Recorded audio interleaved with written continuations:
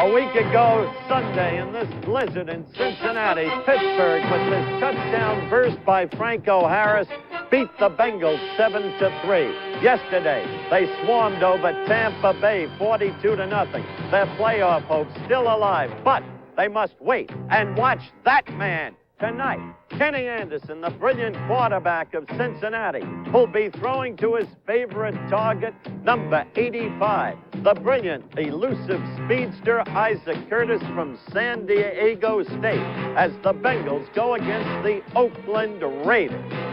And the Raiders are led by that man with 23 touchdown passes thus far, Kenny Stabler, who throws to Fred Biletnikoff with maybe the best hands in football, and to the world-class sprinter from Colorado, number 21, Cliff Branch, who is averaging better than 25 yards per reception. He's the league leader in that category. Whenever these two teams meet, there is more than offense. There is tremendous defense, like here, as you see it, intense hitting, again and again and again. This in their playoff game a year ago. And in that game, 31-28, won by Oakland, the Raiders had to hang on to win it against two late touchdowns by the Bengals.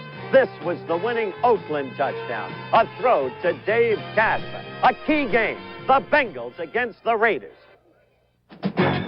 Stand by, 10 seconds there. Okay, Howard, here we go. You all set? Camera 2, ready your opening shot. Give me the opening three. Stand by to roll tape. Right, you copy?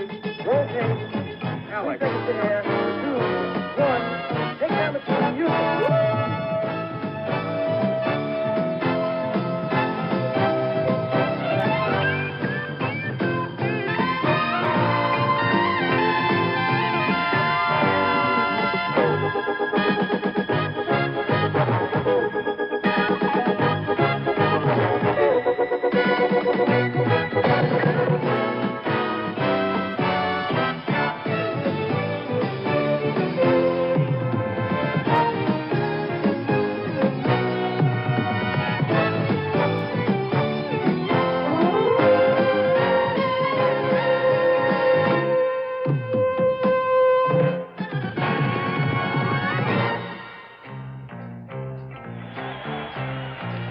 We're in Oakland, California, our second Monday here in the beautiful Bay Area. It's a perfect night for football. The temperature on the field at the Oakland Alameda County Stadium expected to be in the low 50s, the mid 40s, while the temperature of the fans in the Bay Area for tonight's game is at a fever pitch. And ABC's Monday Night Football, the Cincinnati Bengals and the Oakland Raiders is brought to you by Ford and your local Ford dealer. When America needs a better idea, Ford puts it on wheels. Test drive all Ford's better ideas for '77 at your local Ford dealer now. And by the Miller Brewing Company, brewers of Miller High Life. If you've got the time, we've got the beer. The standings in the Western Division of the American Football Conference speak for themselves. The Oakland Raiders, with the best record in the National Football League, have clinched their playoff berth. But in the Central Division of the same conference, the situation remains unsettled. The Cincinnati Bengals, if they can beat the Raiders tonight and the Jets next week, which is most probable, will be in the playoffs. However, if Cincinnati loses tonight and Pittsburgh beats Houston next week, which is probable, the Steelers would be in the playoffs because twice in head-to-head battle, they have beaten the Cincinnati Bengals. The Cleveland Browns have only the remotest chance of making the playoffs, despite their fine 9-4 record. Cincinnati and Pittsburgh would have to lose their remaining games, and then Cleveland would have to beat Kansas City next week for Cleveland to be in the playoffs. But everything's at stake here tonight for Cincinnati. That's why the game is so critical. A quick word about the two coaches. Bill Johnson of the Bengals, it came to him late, 50 years old, the head coaching job. But he's been beautifully trained for it, and the fine record of his team this year attests to the fine job that he has done. As for John Madden, he lost, it seemed, half his team when the season first began. Art Toms, out for the year. Horace Jones, out for the year. Marv Hubbard, the fine running back, out for the year. Yet he's held that team together, has the finest record, as we said, in the NFL, and in my personal book, he is the coach of the year. There's been a lot written all week and a lot said about how the Oakland Raiders don't want to face the Pittsburgh Steelers in the playoffs, that they'd rather go against the Cincinnati team or any other team. Well, you Pittsburgh Steelers are watching tonight. Don't you believe that for a minute. You're rooting for Oakland, and you don't like this Oakland team, and they don't like you, but they're not afraid of you. I went to Coach John Madden and asked him to comment about all that's been said and written this week. He said, I won't even go on camera, Howard. I won't dignify such charges. They're absurd.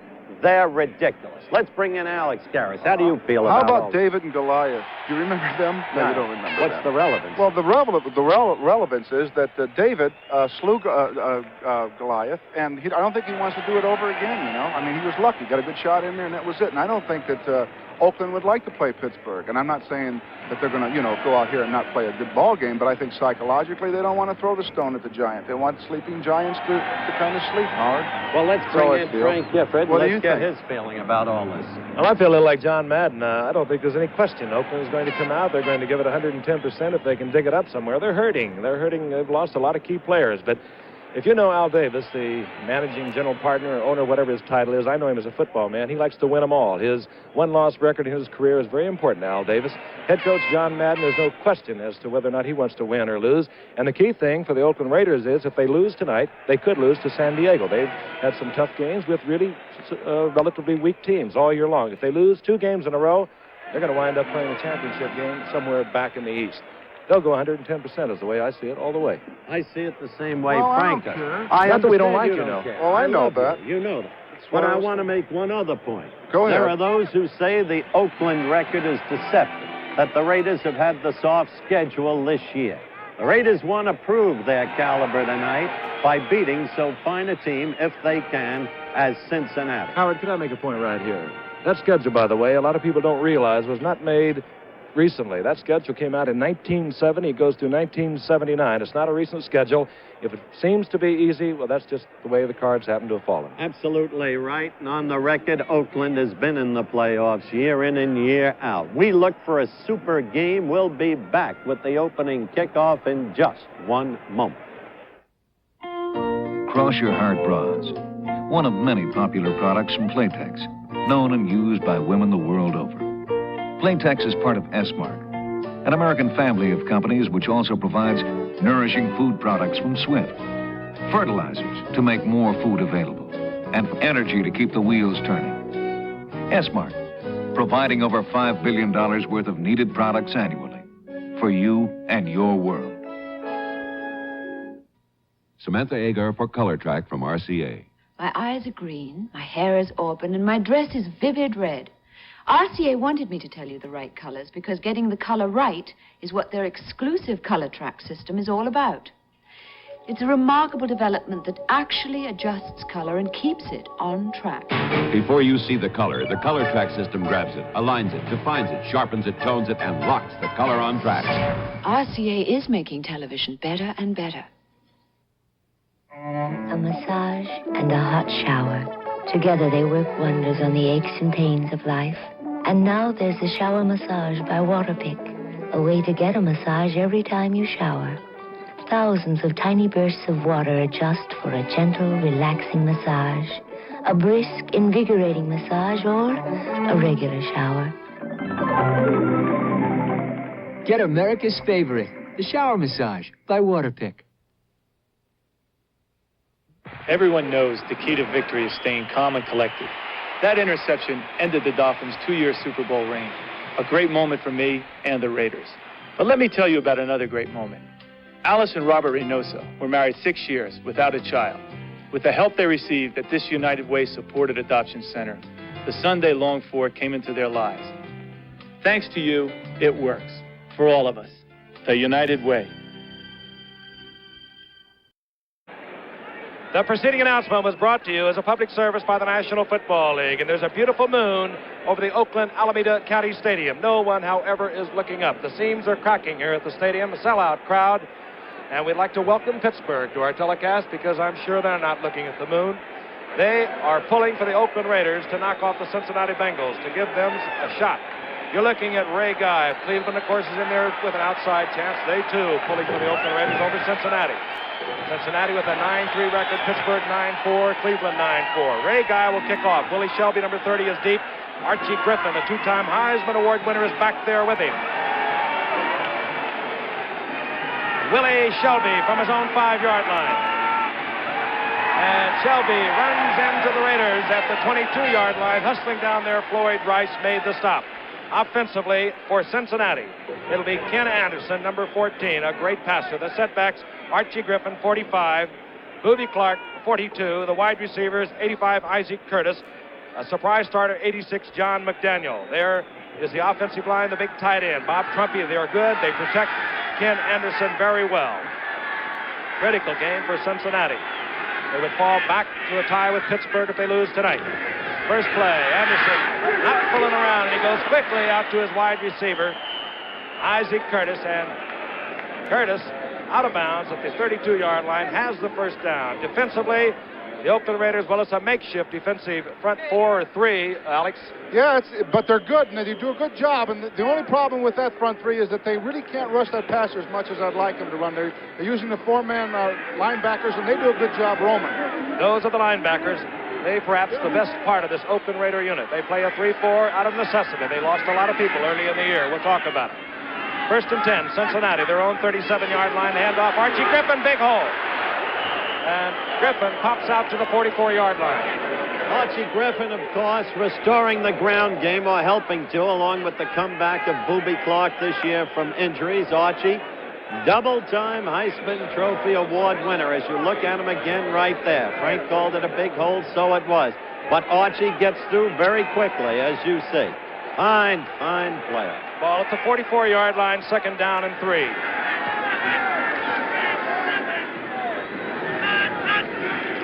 Handoff, Archie Griffin. And the little one pounds for the first down, very close to it, out to around the 48-yard line.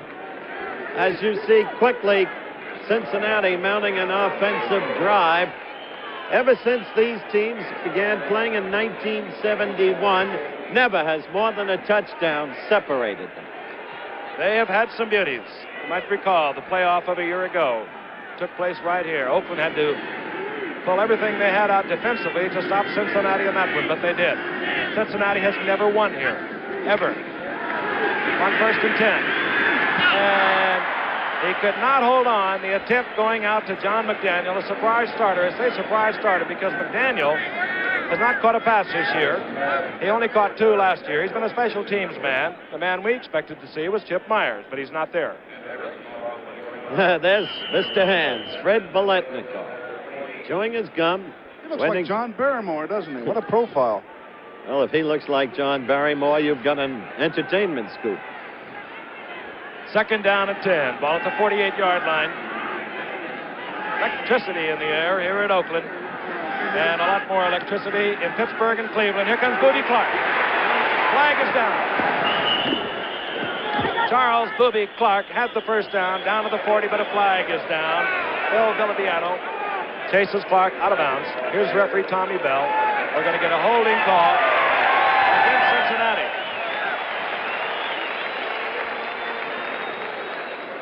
And how many times we've seen that this year. It'll be marched off, and then we'll hear Tommy Bell with his announcement.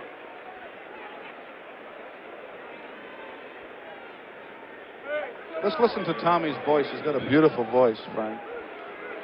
We have number 62 holding on the offense. Dave Lapham, the right guard, number 62, holding Cincinnati. Second down, 20. John Madden, a competitor all the way. Had a brief try at this game back with Philadelphia. Hurt his knee. Been an incredibly successful professional coach. Ball is back at the 33-yard line of Cincinnati. No flag down. Anderson staying in the pocket. A lot of time. Good coverage downfield. And Anderson gets out to the 44-yard line. Monte Johnson collected him there. It'll be third down and 16.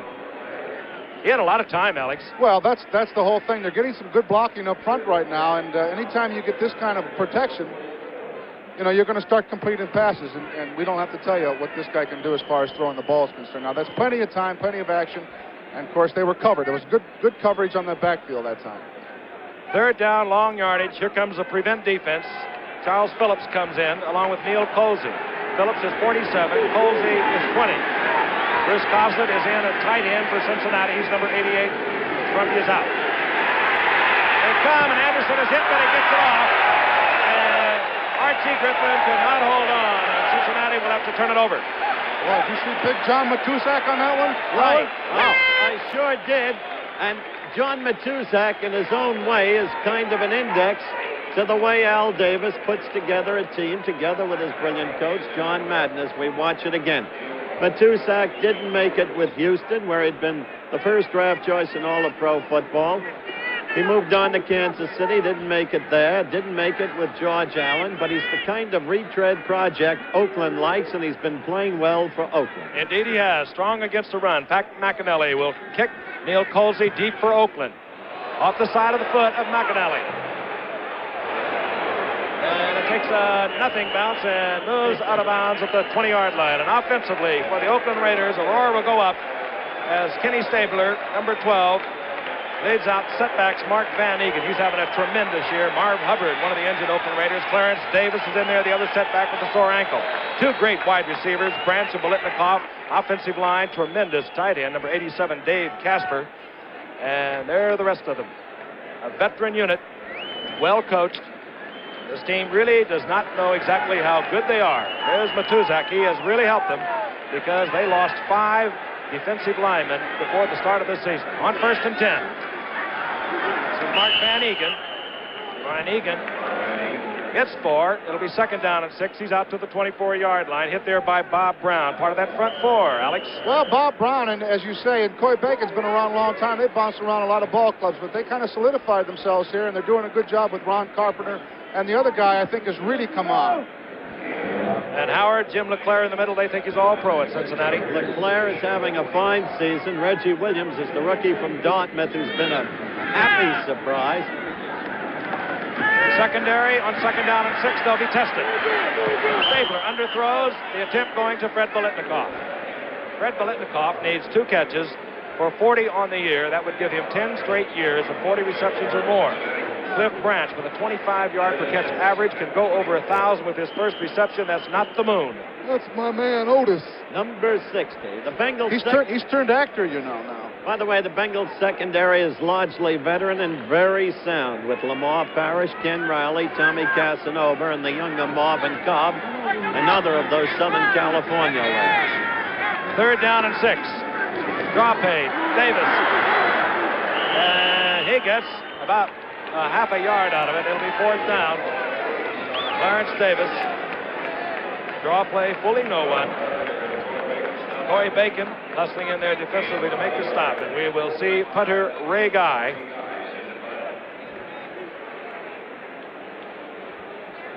And dropping deep for Cincinnati. There's Ray Guy, number 8.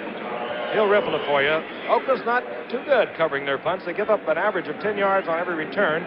That's Lamar Parrish. He's back there with number 37, Tommy Casanova. We're just underway. No score at Oakland. Critical game for Cincinnati. An important game for Oakland. And Ray Guy knocks it to the moon. Oh, he hit it. Parrish. And slips, falls, 23-yard line, 55-yard punt. Morris Bradshaw hustling down there to make the stop, and we'll be returning to Oakland in just a moment. America stops shaving and starts grooming. Hey, Dad, when will I be old enough to groom like you?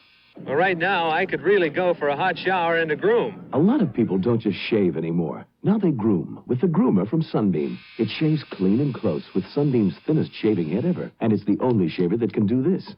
Groom mustaches, beards, even trim hair. So stop shaving and start grooming with the Sunbeam Shave Master Groomer. Boy, that was a close groom. What does it take to start the wheels of American industry rolling? It takes machines, men, and money. That's where savings and loans come in. Money you save with us goes back into your community in the form of home loans. The savings and loan commitment to housing generates over $100 million a day for jobs, goods, and services. Help keep America rolling by having your savings account at your savings and loan. There's Bill Johnson. He's the head coach of the Cincinnati Bengals. This is his first year. Did a lot of coaching with the 49ers, a team that he played with and was an all-pro center for many years just across the bay. And he has turned in a superb job. Of course, the Cincinnati Bengals still have the great Paul Brown as their general manager. And what you're watching is a reflection of Paul Brown over the years. Archie Griffin. And Griffin gets out to about the 28-yard line. Call it 6. It'll be 2nd down and 4. And there's a look from the Goodyear blimp, Columbia. High overhead. Our pilot is Joel Chamberlain. And would you believe our cameraman is? Archie Griffin. It's the truth. Our cameraman in the blimp is named Arch Griffin. Full house. Sold out. It's being televised in the Bay Area. 2nd down and 4. Anderson, inside handoff, and it goes to Archie Griffin, and Griffin short of the first down by about a yard. It'll be 3rd and short. Monte Johnson over there to make the stop. Frank, they're really attacking the right place right now with that 3-man line. You know, your big defensive linemen are kind of far apart, and if you're going to hit them anywhere, you should hit them right in the middle, because you can take a guard and move that guy that's on the head of the center. You can take him one way or the other, and of course the back can read off that block. If they take him left, they can go right, and it's very hard for the bigger guys outside to come down and help them. So the linebackers have to be very active in the middle. All right, and for Cincinnati on 3rd, less than a yard, Tony Davis, a rookie from Nebraska, replaces Archie Griffin for blocking purposes. Boobie Clark gets the call, and I don't believe he made it. That Raider defense on the bottom. You'll see who was underneath, but it was Bill Piano who drove them back. Very active linebacker. Just like you said, Alex, They are active. We're going to get a measurement. A lot of fancy folks here in Oakland tonight. On the sidelines, we have Jim Garner of the Rockford Files. Jimmy Connors, great tennis star, is in the booth with us. Reggie Jackson's here, and you saw how much. That how much did not reflect how much Red Giroux got from the Yankees. You might buy this stadium. He may buy the league. First down, the ball is at the 33-yard line. Cincinnati and Oakland. Cincinnati. Should they end up in this tie with the Pittsburgh Steelers, they would lose the division. They can't get in on a wild card. That'll be either New England or Baltimore. Anderson has a man open. It's Crufty, and he does not hold on, and he was wide open. Oh. Can't a believe linebacker on him, Howard. It won't work. You can't do it. Meanwhile, Trumpy has made many, many vital catches and difficult catches, and here's one laid right into him. Hard to believe he didn't hold on to that football. Atkinson over covering the wide receiver, Isaac Curtison. He's a strong safety. He was over there helping out with Skip Thomas. And that left Monte Johnson all alone. And Villapiano. 2nd down and 10. We'll see that again. Ball at the 33-yard line.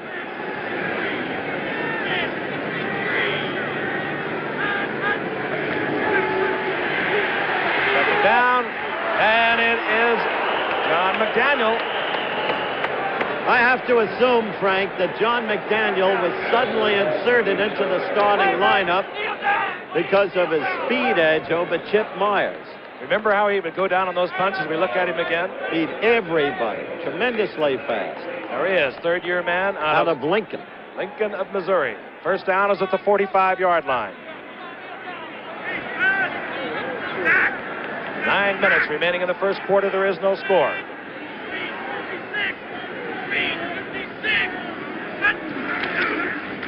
Boobie Clark. And Clark is right out to midfield. And Boobie Clark has been having a tremendous year, his best year ever. 610 yards coming into tonight. He really has. And Cincinnati started this season with 2 goals. A, restore their ground game, and the acquisition of Arch Griffin helped that, plus the comeback of Boobie Clark from 2 seasons of injuries. B, establish the pass rush. And Coy Bacon has been a vast help in that regard. 2nd down and 5. Flags fall. Oakland will be offside. Archie Griffin turns a corner, breaks a tackle.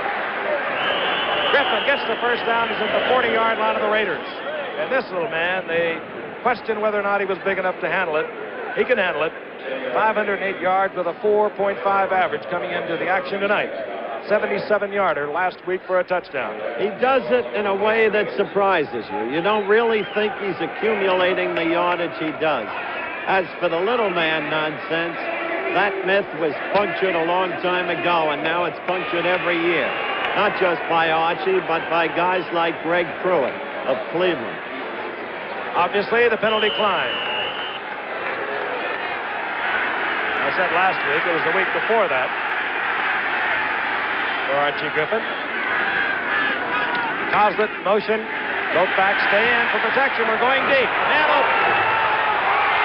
Oh, and what a catch by John McDaniel. Now we know why he's in there. He turned around completely, the toughest thing a receiver will have to do, and came up with a perfect strike. And you saw Kenny Anderson using the plays as they come in from the bench, but keeping both backs in. It gave him time, and Cincinnati's on the scoreboard. 40 yards. Did you see who he beat?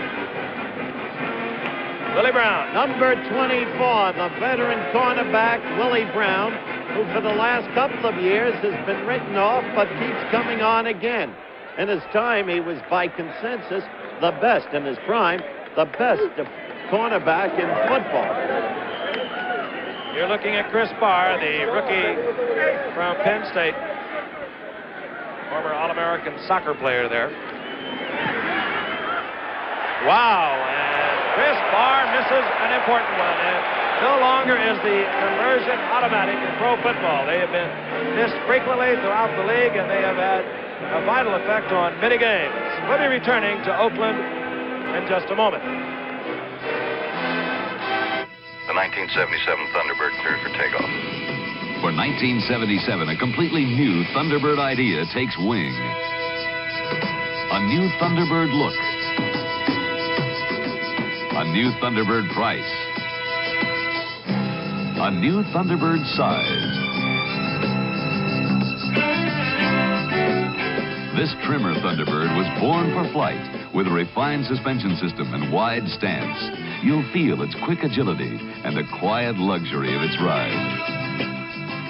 But most surprising, this luxurious Thunderbird, exactly as you see it here, comes with a down-to-earth price of $54.34. A price that includes power steering, power brakes, automatic transmission, V8 engine, vinyl roof, radio, and more.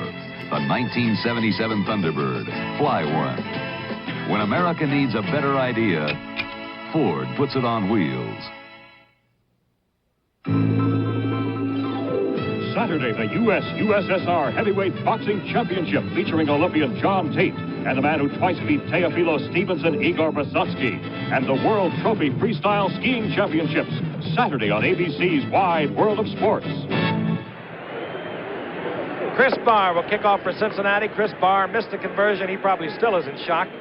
Rick Jennings is deep, number 33. He's back there with Carl Garrett, number 31. 8:03 remaining in the first quarter. Barr hangs it high and long. And it'll be Jennings inside his own 10. And Jennings upended as he moves out over the 25-yard line. Let's go back and look at the time Ken Anderson had on this pass. Well, John McDaniel makes a spectacular catch in the corner, but look at all the time he has. Plenty of time to get into the pattern, and when you have that kind of speed and those kind of hands, that's going to happen when you give him enough time. And as Howard pointed out, Willie Brown, don't know whether he anticipated help from his deep safety or not, but he didn't get it in any event. And John McDaniel made a sensational catch. First and 10 for Oakland. Ball at their own 27-yard line. Staver. His big tight end, Dave Casper, and Casper is short of the first down, ridden out of bounds, out around the 34-yard line, corralled there by Reggie Williams. Let's go back to that touchdown play again, gentlemen. You're looking at John McDaniel in isolation, and all this time, Anderson is getting the time we showed you and previously described. in the playoff game a year ago, and Cincinnati learned from this. Anderson never had the time. Number 83, Ted Hendricks, sacked him 5 times as he kept bursting past Booby Clark. Obviously, Cincinnati learned from that game. Second down and 3. Stabler with his 179th completion, his best season in completions thus far in his career, and it's been a brilliant career. That was Clarence Davis. Again, short of the first down, moving out to the 35-yard line. It'll be 3rd down and 2. This is the second offensive series for the Steelers. The first time it was 3 downs and over. Now they only need short yardage. One of the good things about the Oakland team through the years, outstanding things really, has been its offensive line. Thus far tonight, in the brief offensive possessions they've had, they haven't moved Cincinnati. 3rd short yardage. First out to the 40-yard line. First down, Oakland. Clarence Davis is playing on a very sore ankle tonight. They did it that time, and I inadvertently said Steelers, of course. I mean, we've got the Steelers on our mind, Frank. Well, I think we're on their mind. Right now, I'll tell you, this telecast is presented by authority of the Oakland Raiders Football Club. It's intended for the private use of our audience. Any rebroadcast or other use of the telecast without the express written consent of the Oakland Raiders and the National Football League is prohibited. 1st and 10 for Oakland, their own 40-yard line. Carl Garrett gets the call. And Garrett gets out to the 48-yard line. It'll be 2nd down and 3, hit there by Marvin Cobb. Garrett is another of those retread projects Oakland likes to deal with. Garrett, of course, starting with the Patriots, showed great skills, but was disposed of for other reasons. Went to the Bears, didn't stick there, went to the Jets. His tenure there was short-lived. Here he is with Oakland, and he's been doing a good job for them. Has he packed his bags yet? Nope, he isn't leaving here. If you've just joined us, Cincinnati scored first, 40-yard touchdown pass. Anderson McDaniel, they lead 6-0. Barr missed a conversion. 2nd down and 3, getting the call, Mark Van Egan. And hit there by Coy Bacon. Hustling over there, Jim LeClaire, number 55, has the first down. He's in Cincinnati territory at the 48. Coy Bacon, great in the pass rush, and Alex, he's not bad against the run either. No, he's a real sturdy defensive lineman, and I can't understand why he's been peddled and traded so darn much, because he really does a fine job in there. As you can see right there, he handles himself pretty good. And I don't know, he's been traded quite a bit. I don't understand it, Coy, and I'm sure you don't. Traded to San Diego for John Hadle. That wasn't bad. Hadle was the MVP that year. Charlie Joyner to San Diego this year. Goes out to Biletnikoff. I couldn't see the number, but I saw the style. That's his 39th reception. Isn't that something? He gets the first down. One more, and he will have 40 for the 10th consecutive year. A remarkably gifted athlete.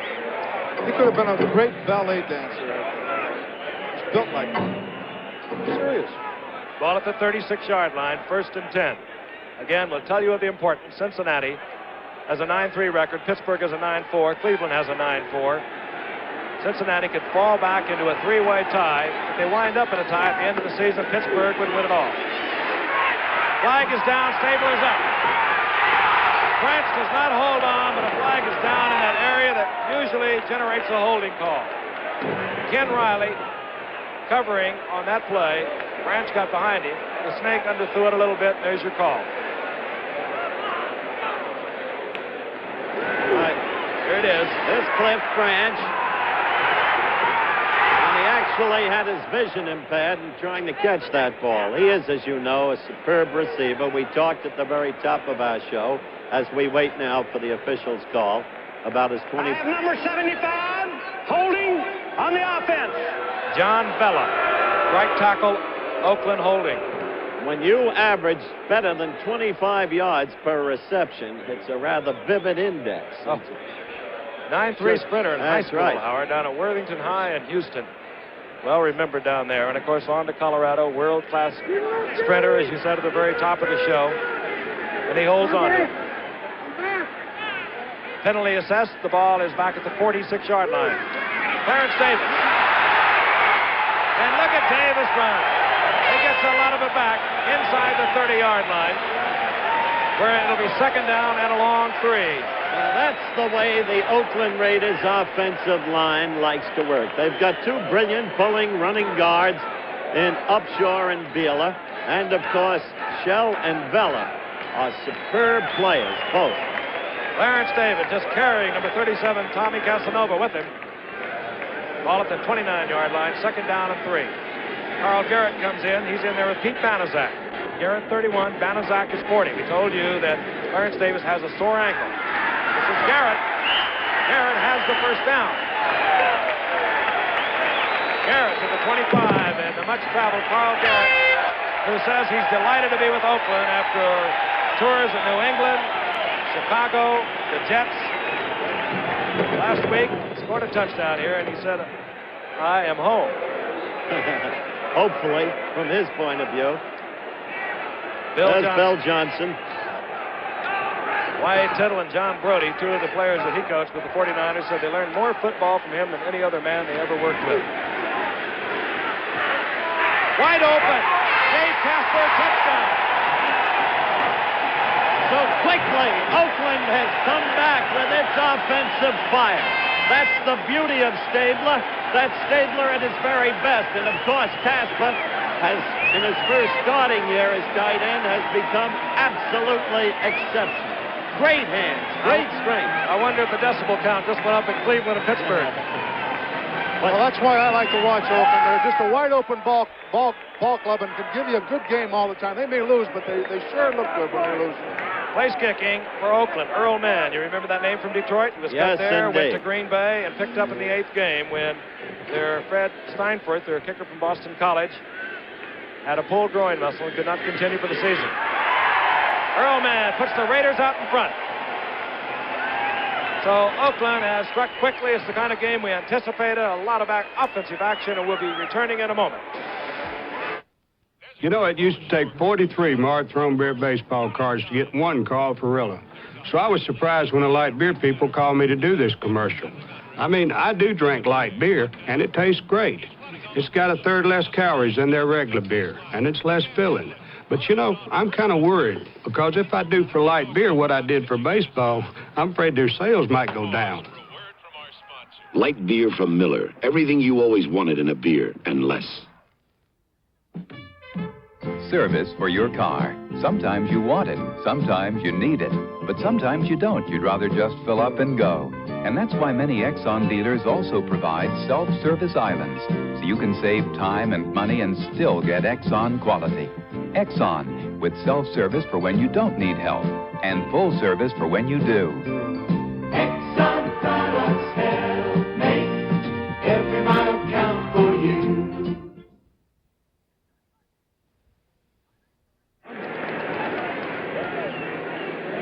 Dave Casper, there he is, Giffer, out of Notre Dame, and you'll be receiving an award from the Notre Dame Alumni Club tomorrow. You're going to love that affair. It's one of the best in the country, Giff. Imagine that. Notre Dame presenting an alumni award to anyone from USC.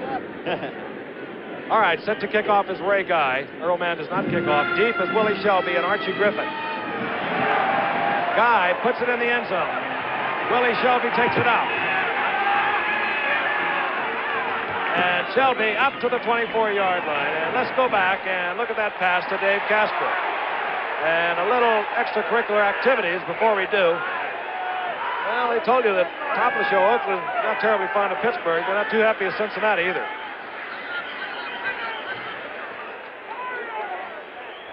No, tempers flared just for the moment. Football players do not make it as fighters. No, they never do anything but hurt their hands.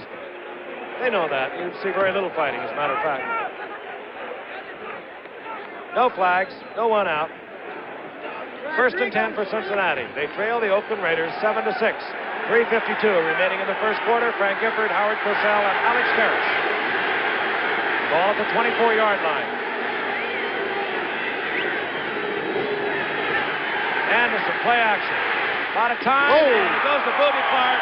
And he's hit in a hurry by Willie Brown and shaken up. Got about a yard out of it. I think he probably had the wind knocked out of him. Well, you can believe he was shaken up. That was some hit. So there's the veteran Willie Brown with all of his guile and experience, reading the play immediately and executing it. almost read his lips. I'm okay. Just let me collect it here for a moment. Let's go back and look at that touchdown to Dave Casper. Kenny Stabler finding Dave Casper wide open. Lots of time. Oh, great job of blocking. Thin point. And again, Casper. Well, they were trying to cover Casper with Reggie Williams, the linebacker. It just doesn't work. But the reason they get into that situation is they have such great outside receivers, both teams, and they have got to try and double cover them. When you double cover both of them, you got to cover your tight end with somebody, and that's a linebacker. And you can really get stung. That was Casper's 48th reception on the year, by the way. He's really come into his own this year.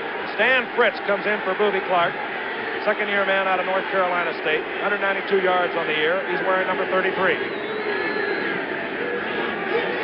Second down and 8.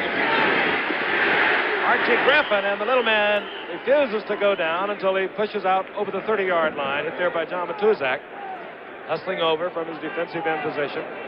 It's going to be third down, and call it a 4. Boobie Clark just had the wind knocked out of him, gentlemen. He'll be back shortly. We are advised. Beautiful night. Oakland, Alameda County Stadium. Temperature right around 50. No wind at all. Isaac Curtis, top of your screen on the 3rd and 4. Oh, and almost picked off by 2 Raiders. Bill Villapiano almost got there. And then Willie Hall, who's played great football for Oakland, almost picked it off. He really has. Oakland using that 3-man front, the so-called orange defense, has gotten great service out of its linebackers, as you watch Villapiano here. Quick to read, always venturesome. He could have breezed into an easy score had he held it. He likes to rely on his quickness, and he's got a lot of it. Pat McAnally will punt. Neil Colsey is deep. Low kick, the kind you run back.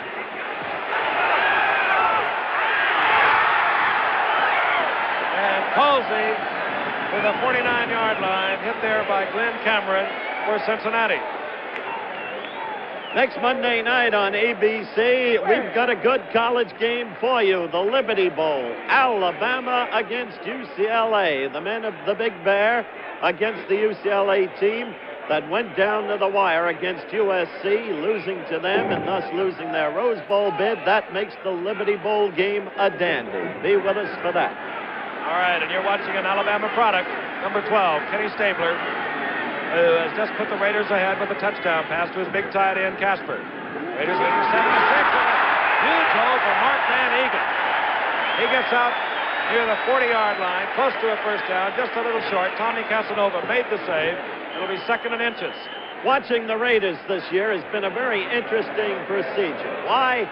Because early on with Marv Hubbard, as they come in to measure for the first down out for the year, the ground game wasn't working, and they had to rely strictly on Stabler and the pass and the great receivers. He'll be just a touch short. You see it there, that much. But then, young Van Egan, out of Colgate, like Hubbard, began to come on very swiftly to the point where he's likely to pass the 1,000-yard mark in yards gained rushing. And Clarence Davis, despite some on and off injuries, began to play much more like himself.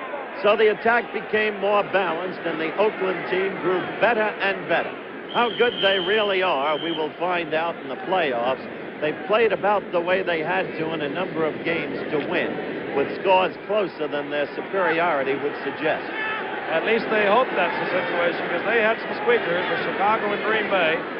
And as you said, Howard, they really don't know how good they are. This is Mark Van Egan. Came in tonight, 834 yards. He's tacking more on. He gets the first down.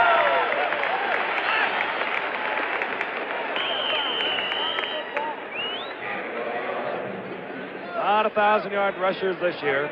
O.J. Simpson, another incredible game yesterday against Miami, over 200 yards. Franco Harris is over 1,000. How about Walter Payton? Oh, what a day he had, 183 yards. You'll be seeing some of his runs on our halftime highlights. He's one of those players the opposite team likes to watch when they're off the field. I mean, the opposition offense. On first down, Stabler hands off to Mark Van Egan. Van Egan inside the 35, close to the 34, into the second down and 6 with 1:15 remaining in the first quarter. Second down, close. Second down. Explosive offensive teams, both of these ball clubs. Can't not remind you often enough of the importance for this game for Cincinnati. Well, the beauty to Stabler, Frank, is that he's such a pinpoint passer. Likes to operate in the 14 to 17-yard range, but can diversify and throw the bomb. Again, he has the time. He's going deep. And back there was Biletnikoff, and we're going to get a face guard, I think, against Lamar Parrish. And I don't think you'll find much of an argument on this call. That was a good call. The ref was right over there. I don't think Lamar thought Biletnikoff would go on the fly. That's not his cup of tea. He's an underneath man, but he still has a lot of speed even in his 12th year. Let's look again. Judge for yourself.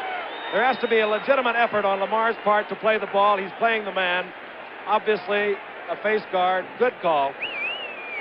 Ball at the 3-yard line. First and goal. We'll look at it again. You'll really see it here. Lamar is waiting for Biletnikoff to come in. That's why he's pushing him to the outside, and he doesn't come in. Could have even been designed to come in. That was a good play idea, too, because it was second down. It could have been a run, and the linemen weren't really, going for the quarterback. It was a lovely play. Good play. Tell you, Alex, Cincinnati doesn't start pressuring a little bit. For that matter, if Oakland doesn't start pressuring, we're going to have a basketball score tonight. Stabler, wide open. Casper, second touchdown. Fooled everybody. The snake put it in, took it out. Casper was all alone. He is just a great quarterback. No question about it. That's 25 touchdown passes on the year. He's all alone the league leader in that department. Well, it's first down and goal. You think he might run one time, but he goes right back and throws the ball, and no one's around the receiver. That's Casper's 8th touchdown of the year, his 40th reception. So they can hit you on the outside. They can go with the big tight end. Earl Mann on for the conversion. And Mann extends the Oakland Raiders lead over the Cincinnati Bengals to 14-6. Here it is again. It really looked like they're laying down, don't they? They don't want to play the Steelers. I have in front of me a half-page ad in the Oakland Tribune of yesterday. It says, "Dear Oakland Raiders, we can't blame you for wanting to lie down Monday night. By sleeping through your game with Cincinnati, you probably won't have to face the Super Bowl champion Pittsburgh Steelers in the playoffs. Pleasant dreams. Sincerely." And the ad was taken out by a family restaurant chain in the state of Pennsylvania. There he is, Dave Casper. What a night he has. And setting it up to boot is Ray Guy as we look once again at Casper. Remind you, 2 weeks from tonight, we were in air a moment ago, will be the Liberty Bowl. That is, of course, going to be a beauty. UCLA and Alabama. Guy hits and it hits another beauty. Willie Shelby will bring it out. And Shelby's pummeled all over the place, but he gets out to the 19-yard line. Oakland extremely fired up. That's what I was just whispering to Alex, because remember the way we opened the program? If they win tonight, everything they play in the playoffs will take place right here. Unless, of course, they get to Pasadena. I was just kidding you guys. You guys think it's a joke. They rarely ever lose in the Oakland Alameda County Coliseum, the Oakland Raiders. First down, Booby Clark back in the game.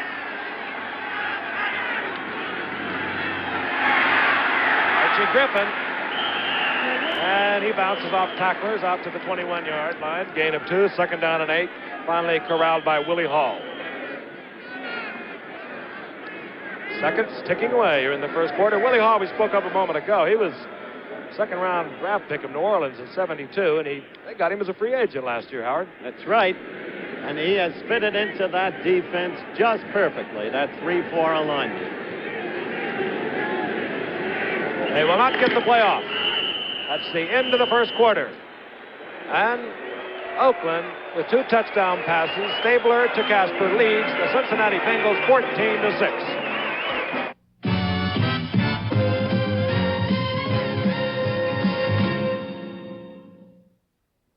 Bank AmeriCard, today's way to pay, presents Yuletide presents, roasted pheasants, electric choo-choo trains, Erline mittens, fluffy kittens, sweet candy canes, ski lessons, toboggans, bright lighting for the yard, cocktail glasses, airline passes, with Bank AmeriCard. Quick healers, three-wheelers, vacations in the sun, sledding, skating, party making, having fun. Bank AmeriCard. Bank AmeriCard. today's way to pay. United Airlines makes me feel like the boss. They know I'm a busy woman. So now they've given me more carry-on space than any other airline, which I prefer to think of as carry-off space. I grab my case, an hat from above, completely unsquashed. I get my clothes, free of wrinkles, from the closet. I whisk my suitcase from United's brand new luggage racks, and the boss is on her way. By the friendly skies of United. Where you are the boss. A center has to get off the line of scrimmage in order to build a reputation. That block was a great moment for me. But let me tell you about some other great moments. The Campfire Girls are in the building business, people building. They help young ladies build their minds, their bodies, and their hearts. You enable this development of youth to continue when you support the United Way. Thanks to you, it works for all of us, the United Way. Right, girls? Right. The preceding announcement was brought to you as a public service by the National Football League. We're back. Oakland, Alameda, that's tough to say in a row. Oakland, Alameda County Stadium, full house. There's a full house in Pittsburgh, a full house in Cleveland, and they have to be sweating because the Raiders have a 14-6 lead over Oakland. Second down and 8. Ball just over the 20-yard line. Flags all over the area. And a whistle goes to stop the action. As we await the call on this, Frank, I've just gotten word that the baseball commissioner, Bowie Kuhn, has voided the Atlanta Braves signing of Gary Matthews, formerly of the Giants, as a free agent, and declared Gary to be a free agent again. Now, that's all I've gotten thus far. Can't fill you in on the further details. Those of you who follow baseball closely will remember that there were stories of tampering. A false start on number 76 on the offense. Okay, there's the call. Stories of tampering with Matthews by the Braves prior to the re-entry draft's execution. You heard the call. Vernon Holland, false start, right tackle for Cincinnati. Second down, 13. Ball at the 16-yard line.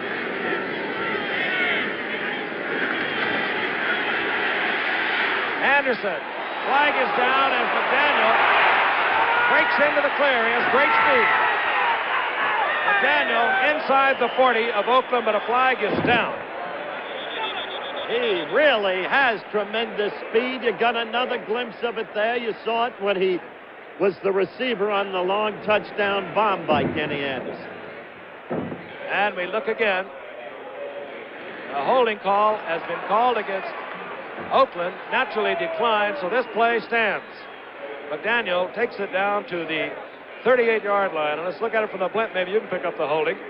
Our cameraman Archie Griffin up there working on it. Over on the left side. In any event, penalty against Oakland, declined Cincinnati. Cincinnati at the 38-yard line of Oakland, 1st and 10. I think it... Let's look at the catch again. John McDaniel. Chip Myers, in truth, who normally plays there, was considered questionable because of an injury, but he's been questionable every week. Live action, play action again by Anderson, and he is nailed. Big number 72, John Matuzak, and he has found himself here at Oakland. All right, really Big John, okay. I don't know what they do with these retread commodities here, but they suddenly all come to life. He was out of Tampa University, and as I said earlier, the number 1 choice in the whole pro football draft the year he graduated. Well, he's kind of a crazy guy, isn't he, off the field? Maybe they just leave him alone. Here it is, top of your screen. You see him roaring in there, working against Vernon Holland, shakes him off. 4 years ago, as Howard said, the first player picked in the draft. Didn't work out in Houston, went to Kansas City, Tried it there a couple of years. Tried Washington earlier in the year. George Allen let him go. And now he's playing great football for Oakland. On second down, 20. Overthrown, intended for Isaac Curtis. It'll be third down, long yardage.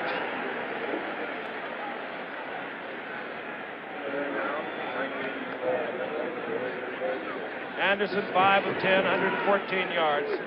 Came into tonight's game, not with the best percentage of his career, about 55%. He's usually up there around 59 or 60. As a matter of fact, in 74 and 75, he was the best passer in all of football. According to the manner in which they're rated, that's true.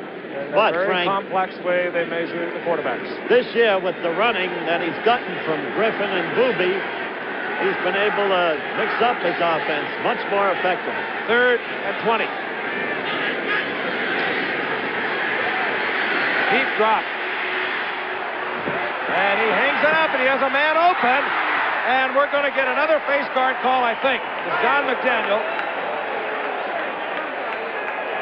And it looked to be the same call we found earlier against Lamar Parrish. I'll tell you, that McDaniel has been a 10 strike as an insertion into the starting lineup by Bill Johnson. Let's hear the call. Pass interference. Pushing. Let's hear the call. On the defense, defensive pass interference. He went out of bounds on the same place he found it. It's first down on the 1 yard line, Cincinnati Bengals. George Atkinson, the guilty Oakland Raiders. So Cincinnati on a third down and 20 winds up with a first and goal at the 1 yard line. We told you these teams were explosive. Well, hang around. You've seen nothing yet. They really get it on. Banging in for the touchdown, Stan Fritts. And that one conversion missed earlier by Chris Barr looms very large. It will loom larger as the night progresses, undoubtedly. And in Pittsburgh, there is renewed tension. They were breathing more easily for a moment when Oakland assumed an 8-point lead, but now it's down to 1. See, I told you guys so. I wasn't kidding you. Cincinnati, of course, has the New York Jets next week. Pittsburgh has Houston. Cleveland has Kansas City. But they need help. And this time, Chris Barr, the All-American soccer player from Penn State, hits.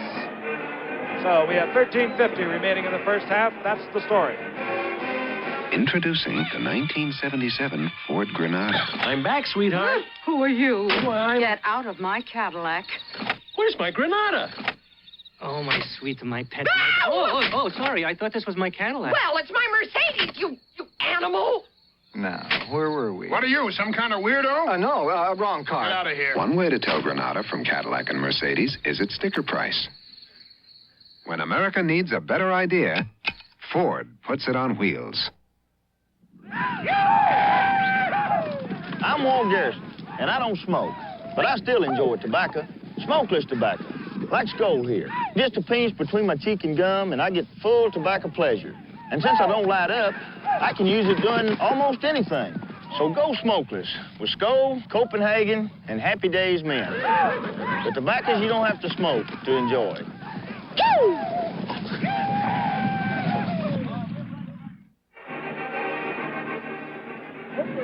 We're back in Oakland. We'll pause 5 seconds and allow our stations to identify themselves, but don't go away.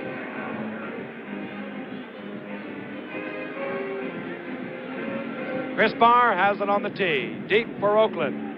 Number 33 is Rick Jennings, and Carl Garrett is number 31.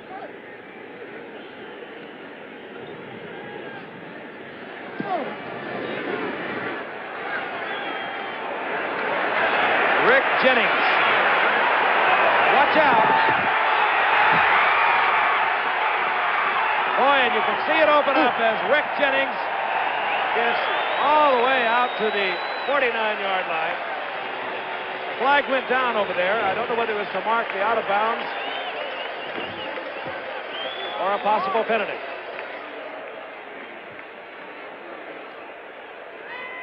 Ball now being marked at the 46-yard line, and a flag is down as we look back a moment ago to the touchdown by Fritts. Here's the call.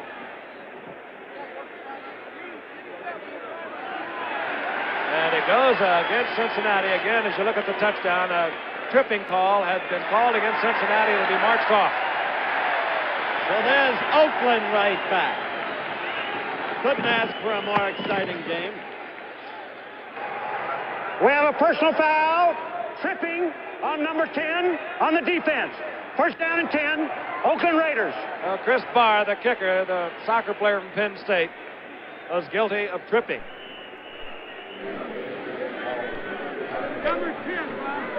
First and 10, 35-yard line. Oakland leading 14-13.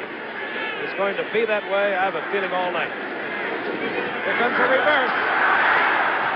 There's Davis. Oh, what a block by George Beeler. Did you see that one, Gib? Oh, yeah, terrific block by him. He really leveled. We see it on replay. Watch number 64. He's been doing that for 8 years. One of the great offensive guards in football. You'll see him come out, number 64. 63 is Upshaw. That's the other guard. You see that? What a fine pair. George Beeler and Gene Upshaw. Oddly with the same numbers as Kramer and Thurston in the glory days of the pack. Second down, a long two at the 27. This is Clarence Davis. And Reggie Williams collects Clarence Davis. And Reggie Williams is quite a story. Ron Pritchard, their outside linebacker, went out early in the year with knee surgery. And Reggie Williams is one of the reasons this team for a long while was the top defensive team in the AFC. He's a rookie out of Dartmouth. You know what the tripping was all about, you guys? Did you get that? You know what was on? Look at that. You know who that is? That's Chris Barr tripping, the kicker. Can you imagine? He doesn't know any better, though. He figures anything he wants to do, he can do on a football field. Yeah, he was a great soccer player. I guess that's one of the tactics. 3 times All-American. Third down and 6. Stabler has a munt. And it's almost picked off. It was intended. Flag is down. It was intended for Biletnikoff, and Ken Riley almost took it. Flags all over the area tonight. I think this call will be against Biletnikoff. You got it. Biletnikoff and Riley got all tangled up down there. They don't catch the wily old wide receivers with 12 years experience very often. Not a question of whether they do it, it's how they do it.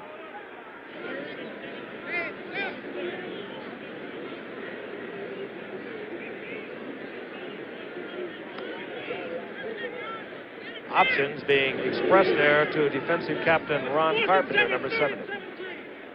Randy, well, we'll listen. We have number 25, offensive pass interference on the offense. Penalty is declined. It will be 4th down. Ooh. It's declined, and that is going to bring out Earl Mann. And let's look at it again. There it is. He really tried to stop him. Now they're putting in Errol Mann, and look at the distance of this kick. I wonder if Errol can kick at this distance with any degree of regularity, Frank. Well, in his past he has. He's been around a long time, however. 48-yard attempt.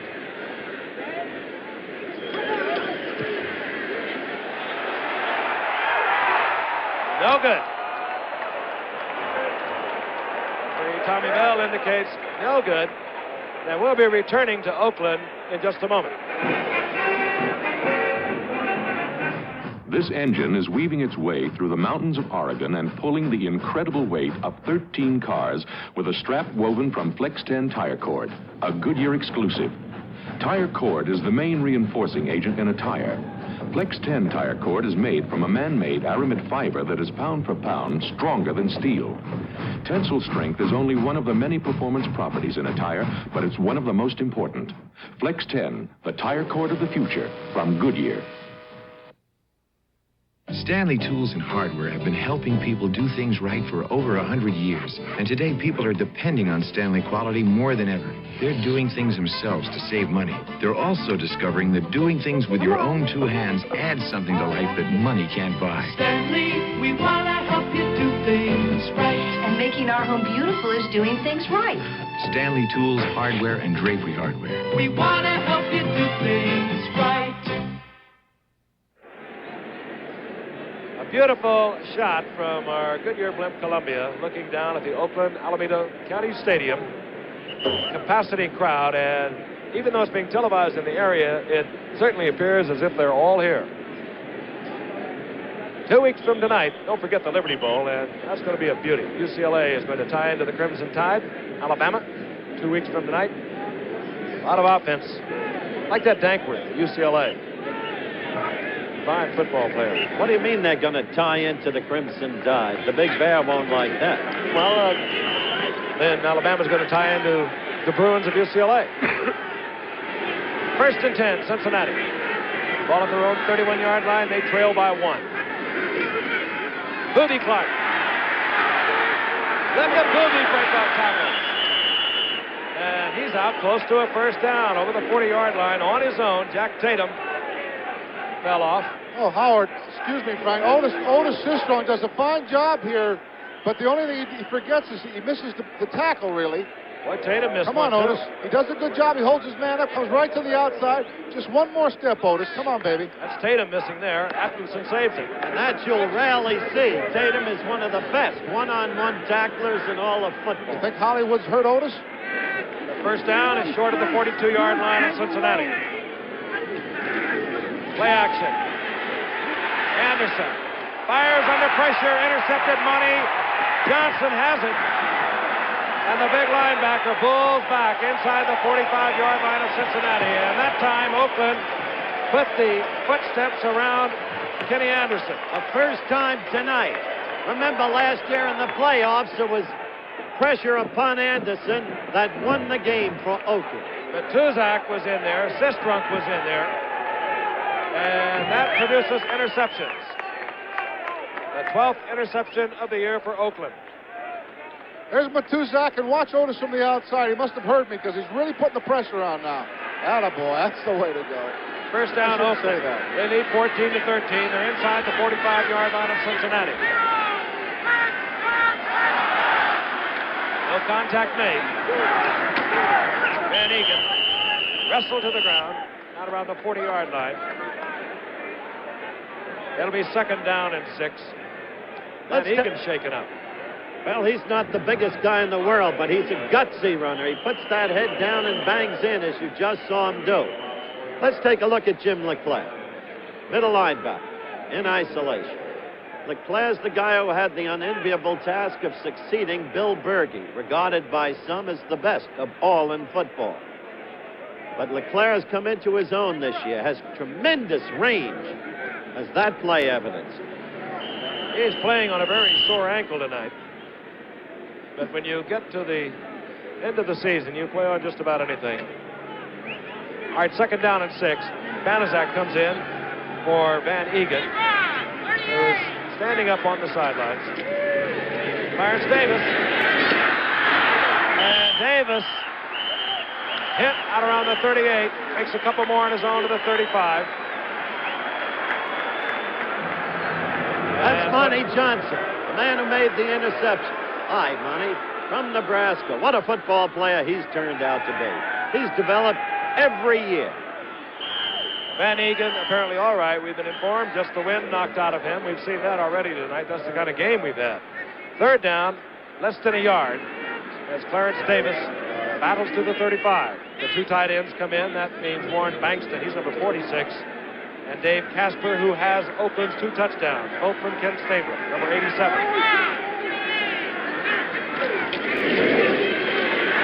Banaszak, he has the 1st down.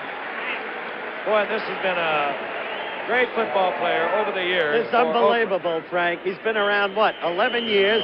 Every year they're ready to write him off. There was a time when it looked like he'd be dropped, but the roster reduction, because he was good on special teams, meant that Oakland would keep him instead of Charlie Smith. At the time they let Charlie Smith go.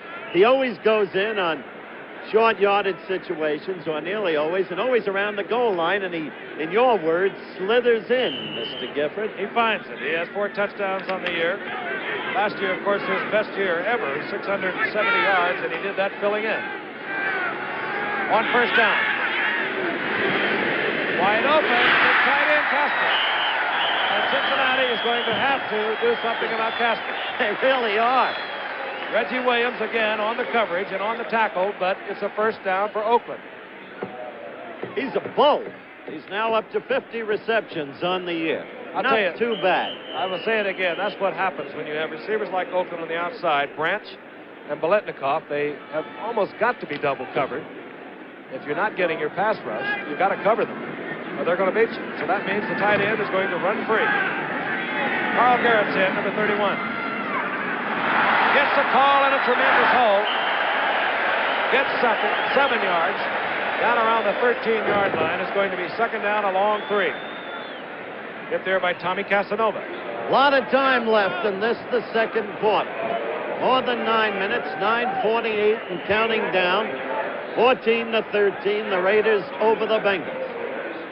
There's Boovie Clark. He had the wind knocked out of him early on in the first quarter.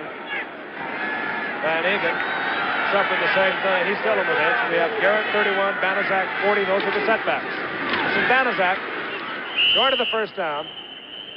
He had to get to the 10-yard line. It'll be third down and short.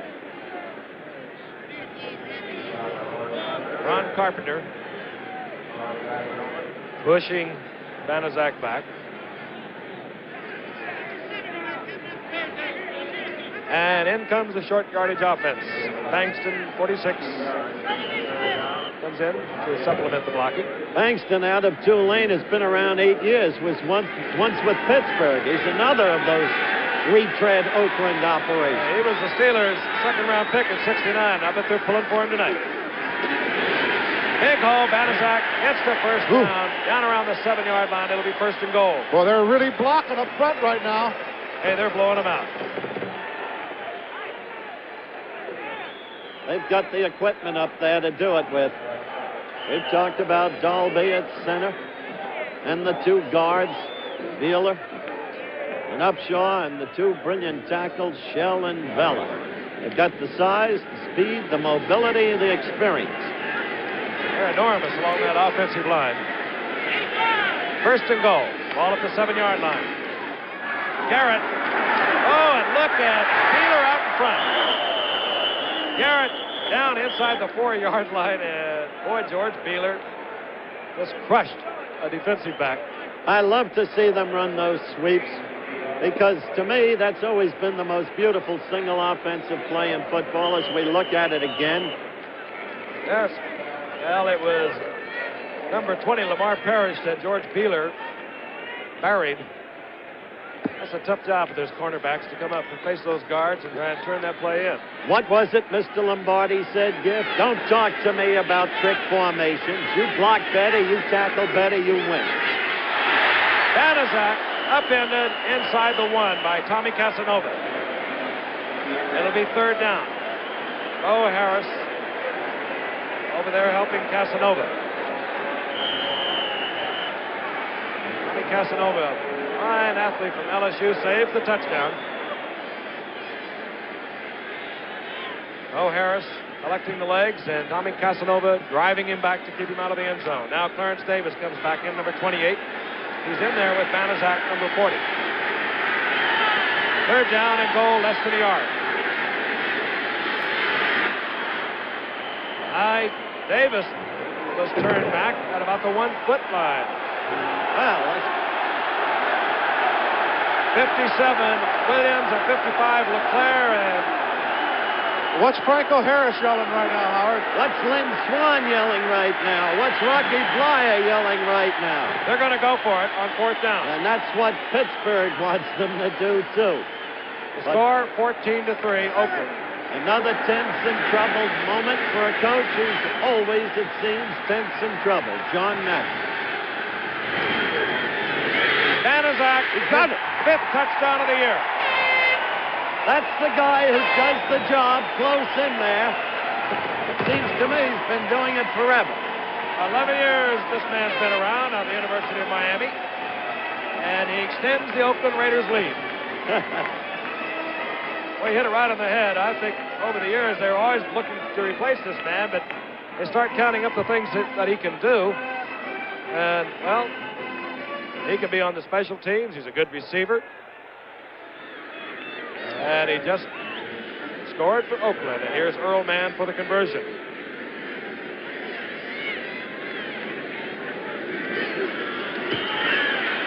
And it's good.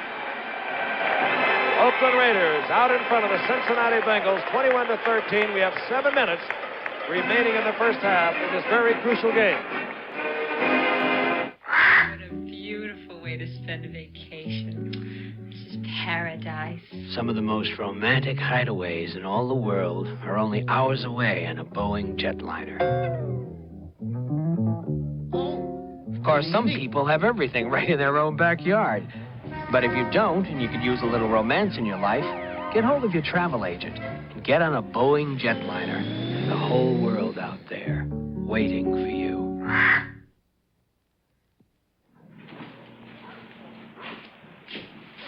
Roses are red, violets are blue. Light beer from Miller, I love you.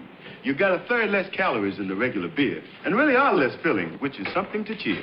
But what I like above all the rest is the way you taste. You are the best. Yes, blue is the violet and red is the rose. And if you don't believe me, I'm going to break your nose. Light beer from Miller. Everything you always wanted in a beer and less.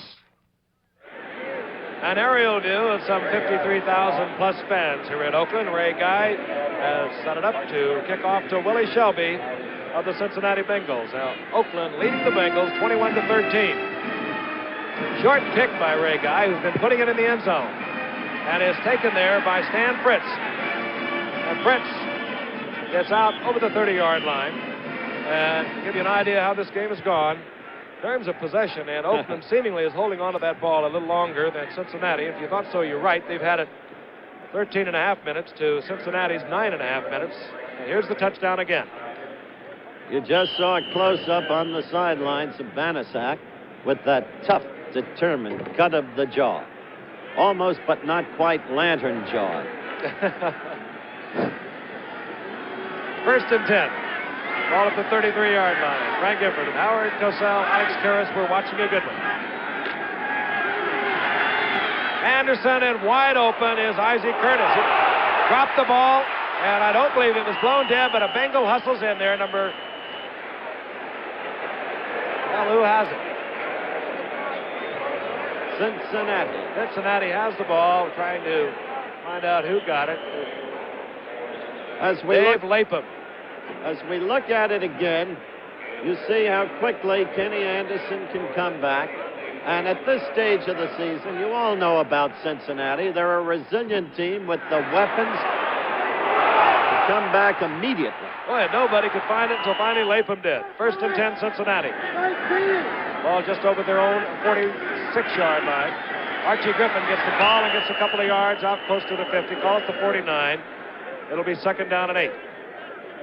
We had the Bengals earlier on a Monday night this year. You fans will recollect. The first half, Los Angeles was all over them. Though they only had a 6-0 lead at halftime, the second half, the Bengals came out and wiped out the Rams. By the way, appear to be red hot at the moment in the wake of their 59-0 thumping of the Falcons. Second down. Ball at the 49-yard line. Second down and 8. Anderson right back with the same play. And this time he uses John McDaniel. I'll tell you that McDaniel made an amazing catch there, Alan. Absolutely sensational. He not only does he have speed, he has great hands and he can get up in the air. He is having some night.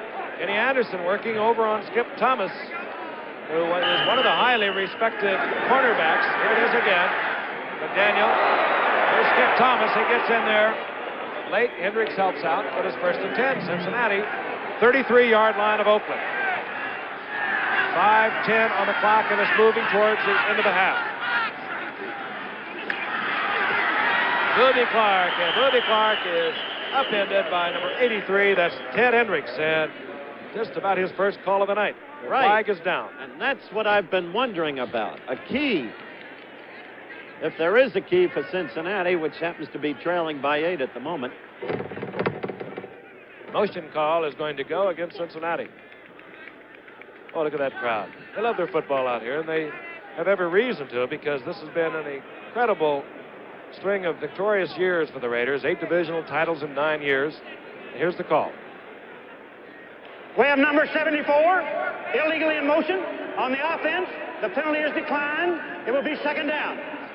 That's the shuttling guard for Cincinnati, Glenn Bujnak, And number that's 74. John Madden. And the point I was making is if there is a key for Cincinnati, as I emphasized before, it's the fact that they've been able to keep Hendricks off Kenny Anderson's back. Second down and 8, the ball inside the 32 of the Oakland Raiders. A little dinky-do, it fools no one. A what? That was kind of a half draw. Anderson runs by the setback Booby Clark, reaches back and gives it to him. A dinky-do, eh? And that one will go back in the old file cabinet. They used to do that to Marion Motley. I remember seeing newsreels. I was going to say that. Third down. There was a loss of a yard. It'll be 3rd and 9. Chip Myers comes in, and we were wondering about him, but he's in the action now, number 25. Blank, the bottom of your screen, now out of your picture. There goes John McDaniel. 3 wide receivers, 1 setback. Oh, and this time, sure hands. Isaac Curtis could not hold on. And that time, Teddy Hendricks did get to Kenny Anderson just after Kenny released the ball. The Mad Stork, they call Hendricks. In 1970, when Baltimore won the championship, Hendricks was with them and was, I think, popularly regarded as the best defensive player in the entire league. Okay, Chris Barr is going to attempt a 50-yard field goal. He was a second-round draft pick. He has plenty of foot. He's had a couple over 50 already this year. Marvin Cobb is holding. Off to the left. No good. So Oakland will have good field position. They take over at the line of scrimmage. That's the 32-yard line. And that's our story. Oakland 21, Cincinnati 13. I mentioned the Los Angeles Rams a moment ago, folks. Don't forget, this Saturday night, the wind-up of this season's Monday Night Football, even if it is on a Saturday night, with the Rams against the Lions. The Giants upset the Lions yesterday, played a fine game in the process, but the Lions have been good enough to challenge such as the Minnesota Vikings, to whom they lost by a bare 1 point earlier on in the season. And the Rams think this is their year. On 1st and 10, Stabler has a man wide open. It's the speedster Branch. And Cliff Branch had the respect of Ken Riley, who was laying off about 7 yards. And who slipped. You talk about great play selection tonight, Frank. I think that Stabler, no question about it, is doing a fine job at quarterback. And that particular play right there, you think he's going to run, but he throws the ball, he passes the ball on second down in short yardage, and it really crosses that defense up. I like it, too, Alex. He's calling his own. I think the quarterback almost has to call his own, although very few of them do it anymore. First of all, if he calls it himself, he feels responsible for it. It makes a big difference. On 1st and 10. From Cincinnati's 48, a flag is down as Van Egan is back in the game and gets to the 44. It'll be a gain of 3, second down and 7, but a flag is down. While we await the call on this one, it seems to me, Alex, Illegal motion against Oakland. By the way, that catch by Cliff Branch, his first of the night, takes him over 1,000 yards again this season. He did it back in 1974. He has ripped off an incredible amount of touchdowns, 32 in 3 years. John McDaniel is an interesting idea, and I think what happened to him out here is they gave him a pet rock for his birthday, you know. A pet what? Yeah, a pet rock. Every morning he takes it out for a drag. He's very happy out here. Did you get that, Steve? I'm sorry, I'm not sure I followed that. That was Cliff Branch, illegally in motion for Oakland. First down, 15. Biletnikoff gets a bunch of it back. On that little turn, and he is virtually unstoppable. Game after game, year after year. I was saying about Stabler, Alex and Frank. The thing about Kenny now is total confidence in himself, Frank. It shows. Well, he should with that arm. Well, the year they tried you out at quarterback, I thought... Well, I had total confidence. They did. It'll be second down and 6. The ball at Cincinnati's 43-yard line. 2:45 remaining in the first half. Another flag goes down as Carl Garrett tries the right side. Far short of the first down. Upended at the 42-yard line. It'll be a gain of 1, but a flag is down at the line of scrimmage.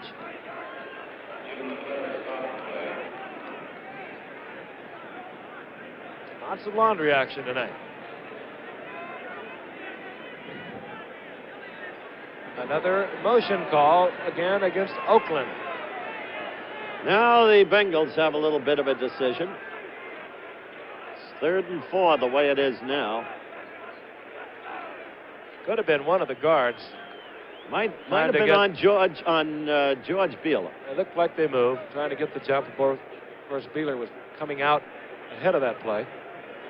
Here's the call.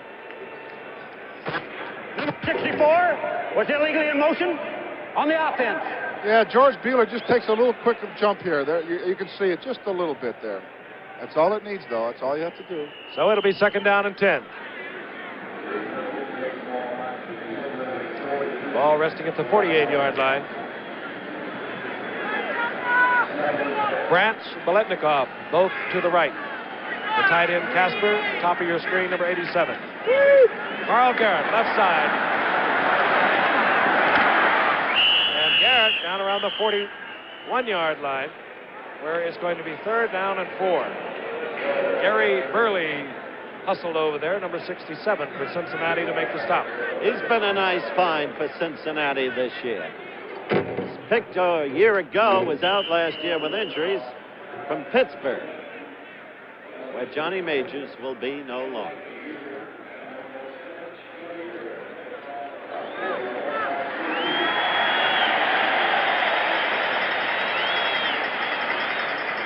Two-minute warning is coming up. And when we return to Oakland, it will be a third down and 4 for the Oakland Raiders at the 42-yard line of Cincinnati. The size reductions of some 77 cars are making news. Time says an amazing shrinking act. Newsweek calls it the big scale down. Well, the size changes are significant. For example, the Ford LTD now has a longer wheelbase and is longer and wider than Chevrolet Caprice or Impala. In fact, the Ford LTD is now about the same size as the Cadillac DeVille. And LTD has more trunk space, is a little wider, even has more hip and shoulder room than the Cadillac, and of course Chevrolet. Yet LTD is priced not like the Cadillac, but comparably equipped. The Ford LTD is sticker priced like a downsized Chevrolet. So this year, when you pay a full-size price, make sure you get a full-size value, like Ford LTD. It has the full size of a Cadillac, yet it's priced like a downsized Chevrolet. When America needs a better idea, Ford puts it on wheels. They speak with McDaniel, our colleague here in Oakland. They like you in Oakland, Howard. We have some incredible bowl games coming up, and we're going to be telling you about them a little later on. Of course, 2 weeks from tonight, the Liberty Bowl, Alabama and UCLA. Super games coming up. Coach Terry Donahue in his very first season, 9-1-1 with UCLA. We can discuss that 1-1. Third down and 4 for Oakland. Stabler goes to the air. Fires over the middle and is clipped. Branch. He has the first down inside the 35-yard line. Ken Riley with him all the way, but the snake zipped it in there. He really did. We got 1:46 to go in the half, counting down. Remember this, nobody works the 2-minute clock better than Kenny Stabler at the quarterback position. He is an absolute master. He has 3 timeouts, as does Cincinnati. Biletnikoff, Branch, both go to the top of your screen. Branch on the inside. Motion man is Garrett. Stabler goes with the screen. Van Egan got a little anxious. He had blockers in front of him. Cut back inside, and a super defensive play by Reggie Williams. That was a super defensive play. Had he gotten past Reggie, he had nothing but open territory ahead of him, Alex. I sure wish he would have pulled up and let the blockers go out in front of him. Gene Upshaw was right in front of it, and I know was upset because he had Reggie Williams in his sights. Watch number 63. Now, if you hang right there, Van Egan, go to the outside, you got a bunch of yards. That's what Frank would have done. I probably wouldn't have been that close. Well, that'd have been better. It's going to be 2nd down and 8. Stabler uses one of his times out. He has 2 remaining. Another reminder, folks. Monday Night Football this Saturday night from the Silverdome in Pontiac, Michigan.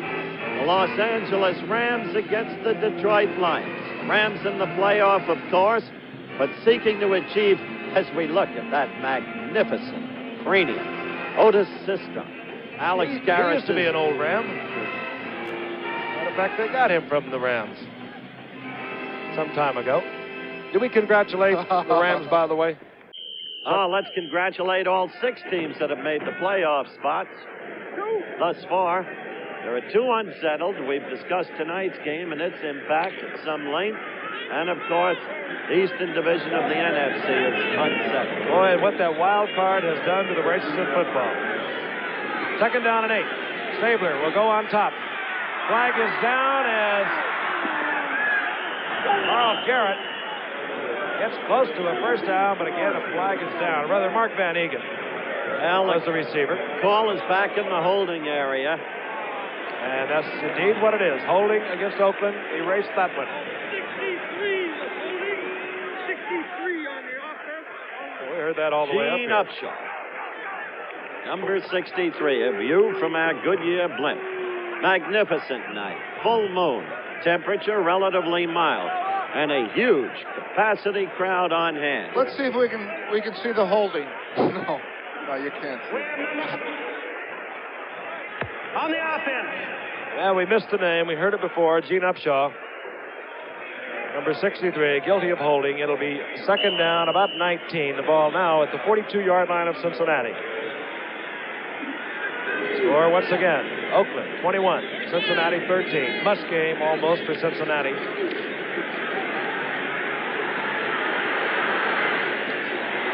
And Cliff Branch makes a dazzling catch short of the first down.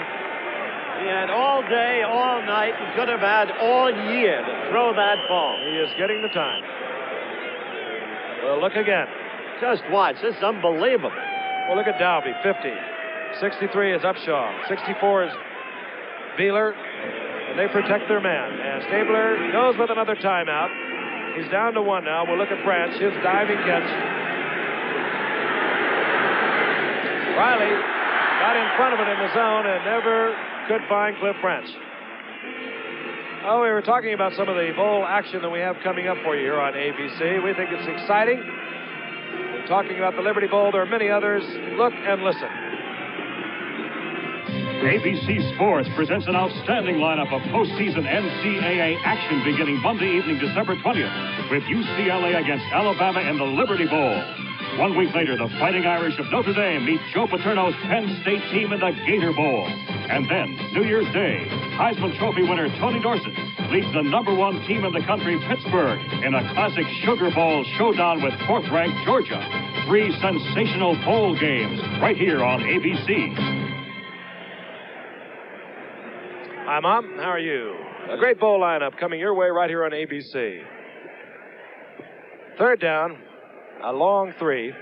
Ball at the 28-yard line. Stabler has 1 timeout remaining. Still on the sidelines, chit-chatting with head coach John Madden.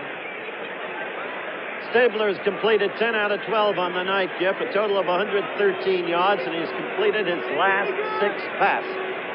And if they don't start getting a little hustle on him, he'll complete the next 10 or 15. Well, I think defensively, Cincinnati must make an adjustment, and I hope they start shooting linebackers a little bit.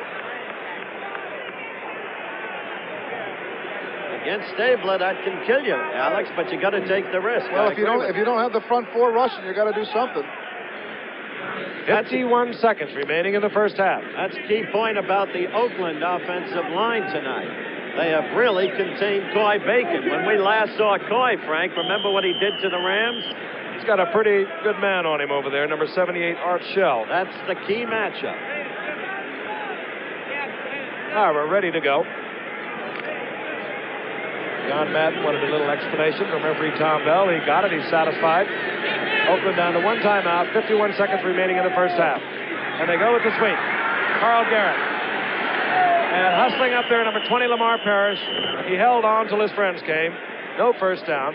It'll be fourth down. And we're going to see Earl Mann. At least he is on the field.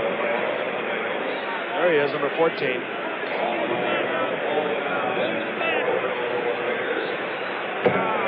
Fourth down at the 30-yard line. And no, called him back, and Stabler comes back out with Banaszak. The attempt would have been approximately 46 yards. That could dictate John Madden's decision. Of course, you remember early in the year, George Blanda was released by the Oakland Raiders because they had drafted Fred Steinfort from Boston College, a great kicker. A little hard feelings generated from that. Steinfort pulled a muscle. Earl Mann came in on the 8th game. Garrett is in motion. Handoff goes to Banaszak. He will not make the first. Jim LeClaire. Oh, hustled over there. That time he didn't make it. We've talked about LeClaire before having a big year. And the real, of course, we've already touched on it. The reason that John didn't go for the field goal was lack of confidence in Mann's ability to kick it for the distance.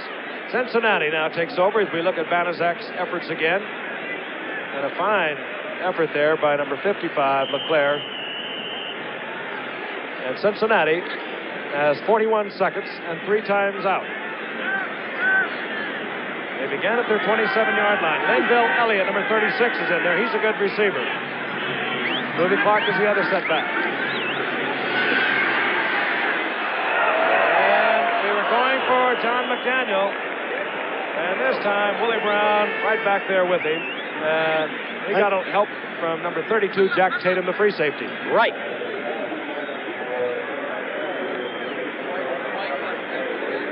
(21-13). A lot of offense as we look at head coach Bill Johnson. He has the hat on. He was a great offensive center with the 49ers. You remember that far back? He's 50 years old, Frank. When he quit 19 years ago, I guess it was. Did you play against him at all, Frank? No, I mean, I did, as a matter of fact. Yeah. I think I did. He quit in 1955. That's Mike McCormick, who was standing with him, another fine offensive coach. It's second down and 10. This is Elliott. Oh, and he runs into Hendricks. And number 58, Monte Johnson. Elliott is a versatile back. He's an able player who at the start of the year wanted to be traded, as we have another timeout called, because he wanted regular duty and wasn't destined to get it. He is, as Frank said, a fine receiver. And that's the way they primarily use him, using him often on third down situations in the manner that Jimmy Kick used to be used by Miami. And so many others he used. Anderson coming back from his visit with head coach Bill Johnson. Phone wires burning up to the press box where they talking with assistant coaches. Coming up Saturday, you handled that Russian boxing. I tell you, I really enjoyed that. It was like going back to Montreal. This a competition in the heavyweight classification only between the United States and the Soviet Union. And you fans are going to really enjoy it because you're going to see the Soviet heavyweight Igor Vysotsky, who was not on the Soviets' Olympic team, but who has twice defeated Teofilo Stevenson, the gold medalist from Cuba. And you're going to see another Muhammad Ali and Gregory Page, 17-year-old from Louisville, who's terrific. Third down and 3. The ball at the 35-yard line. Cincinnati now, 2 timeout. And McDaniel's wide open, and Anderson having to throw over Willie Brown, threw it long. Jack Tatum covering Willie Brown underneath. Classical Oakland Raiders zone. He was really wide open. Pat McAnally comes in on 4th down. Can't help, Frank, but be enormously impressed by McDaniel. I am. I really like his speed. I'll tell you another happening on Saturday. Bakersfield's going to play in the Junior Rose Bowl. That's Alex right. against Ellsworth, Iowa. Ellsworth, Iowa. So I hope Bakersfield loses, Frank. Not the fact that you're from Bakersfield, but I'd like to see Ellsworth win. Ellsworth won in the nation. Bakersfield number 2. You know where Ellsworth is? I know you know where Bakersfield is. McAnally set to punt away. Neil Colsey is deep. Low kick. Colsey takes it in his own 32. And he's promptly gathered up at the 39-yard line, hustling down there. Melvin Morgan. Oakland with one time out. 14 seconds and a half. That's it. 14 seconds. Take a miracle here. A Staubach pass to Drew Pearson in the waning seconds. Saber is not above trying to get it in field position, but he will not be risking anything. They are going to go into the locker room. Things remain the same. 21-13 over Cincinnati. That has to delight Pittsburgh. It has to delight Cleveland. Van Egan works on the clock out to the 44-yard line. Coy Bacon made the stop. They're going to let it run down. Oakland satisfied as we approach halftime. And there it is. Oakland satisfied with a 21-13 lead over Cincinnati. Highlight from yesterday coming up. Don't go away.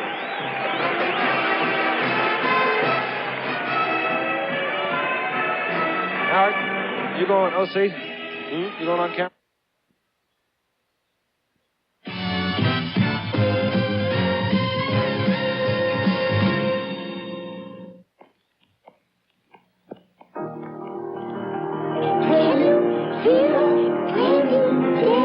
Get ready for color. Can you feel a brand new day? Instant color. Can you feel a brand new day? Instant color by Kodak. Put your hat on, Santa. Everybody. This is the first Christmas for Kodak instant cameras and film. In minutes, you get instant pictures with color by Kodak. Instant pictures protected by a beautiful textured satin luxe finish. And oh, that color.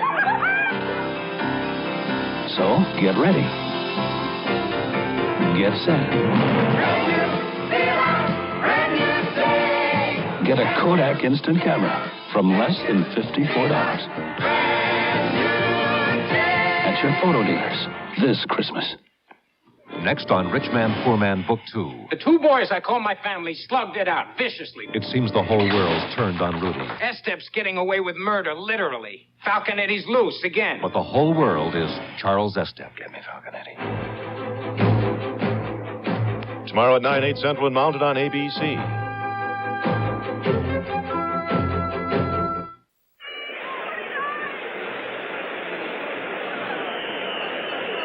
The Oakland Raiders came to play. They lead the Cincinnati Bengals 21-13. They're looking for the home field advantage. There is head coach Bill Johnson of the Cincinnati Bengals. Again, what is on the line? If Oakland can defeat Cincinnati tonight, that will throw Cincinnati into a three-way divisional tie with Pittsburgh and Cleveland as we look at the statistics. And, of course, time of possession, a key factor. Oakland was 17:09, Cincinnati 12:51. And Cincinnati, of course, more total yardage. But if they should win in a tie, and if Cincinnati should beat the Jets next week, if Pittsburgh beats Houston, Cleveland beats Kansas City, Pittsburgh would win the division because they have the best record among the three teams within that central division of the AFC. They are 3-1. They beat Cincinnati twice. They beat Cleveland once. And you better believe that we have the attention of the Pittsburgh Steelers team tonight. They did a great job after a slow start. And, of course, Cleveland they've been fantastic all year. What a job they've done this year. We're underway. Chris Barr rips it. And this is Rick Jennings. And he's upended, but I think he is down. He went down, and the ball bounced free. He was hit by hustling Melvin Morgan for Cincinnati. And he could be hurt. Yeah, he was kicked in the shin, I believe, or the knee, upended. Just look again.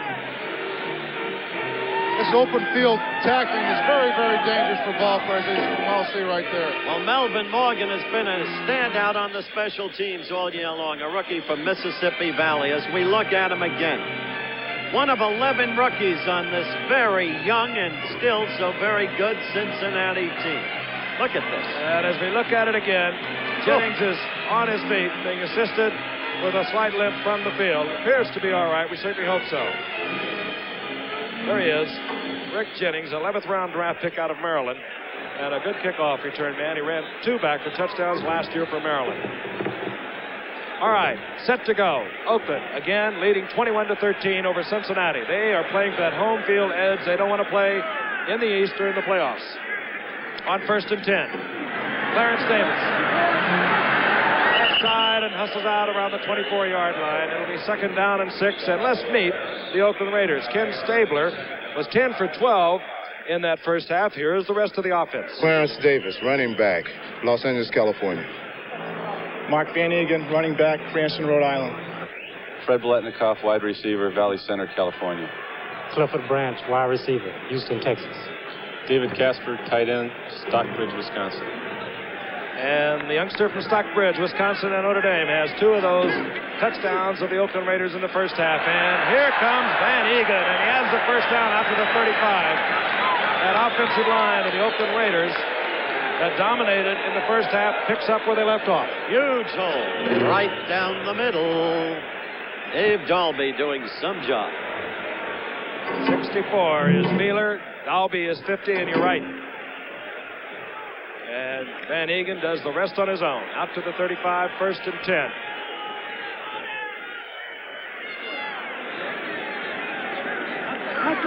Single setback. Van Egan gets the call and hustles for another 5 yards out to the 40. Pursued, caught by Bob Brown. Let's meet that front defensive core of Cincinnati. Gary Burley, defensive end, Urban Crest, Ohio. Bob Brown, defensive nose guard, hometown, West Memphis, Arkansas. Ron Carpenter, defensive tackle, Thomasville, North Carolina. Coy Bacon, defensive end, Oceanside, California. Well, that Coy Bacon's a story. 2 years of minor league football, picked up by Dallas back in '67, traded to the Rams, then went to San Diego. Now he's doing it for Cincinnati. 2nd and 5. Van Egan doing the work. About a yard short of a first down. It'll be 3rd and short. Let's meet the linebackers for Cincinnati. Bo Harris, linebacker, Shreveport, Louisiana. Jim LeClaire, linebacker, hometown South St. Paul, Minnesota. Reggie Williams, linebacker, Flint, Michigan. There they are. Defensive front 4 for Cincinnati. They're linebackers. How did Reggie get from Michigan to Dartmouth College in the hills of Hanover? Jennings, we have been informed, has strained his knee, will probably not be back. 3rd, less than a yard, the ball at the 44-yard line of Oakland. Van Egan gets the call, gets the first down, out over the 45. It'll be 1st and 10 for Oakland, and they continue to do, Howard, what they did in that first half. That's the work of the offensive line. And young Van Egan, the 2nd back of Oakland out of Colgate. Van Egan is putting his head down and getting that 3 and 4 yards every time he carries that ball right now. He's really putting it to him. Oh, he's really come on, heading for a 1,000-yard year. With the right player personnel department, you can find great players everywhere. And this man can develop them, John Madden.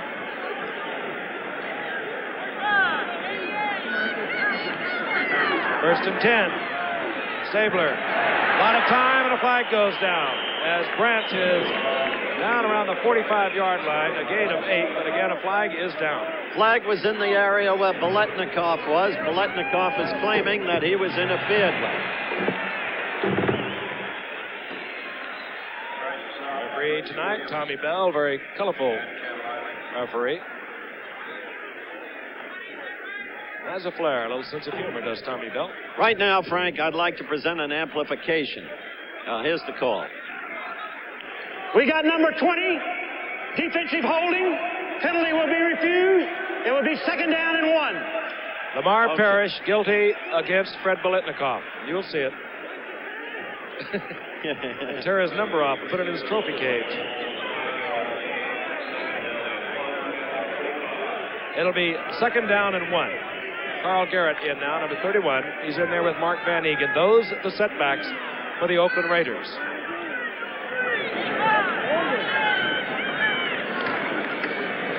And Van Egan Hustles for two. It'll be... All right, he gets the first down. Down around the 42-yard line. Oakland on the move. Frank, in the first half, based upon information that came to us from New York, I said that Baseball Commissioner Bowie Kuhn had voided the signing of free agent Gary Matthews, formerly of San Francisco, by the Atlanta Braves. Now, in a clarification and an amplification, we are told that the Baseball Commissioner, Mr. Bowie Kuhn, has sent a telegram to Ted Turner, the owner of the Atlanta Braves, saying that he is considering voiding the sign.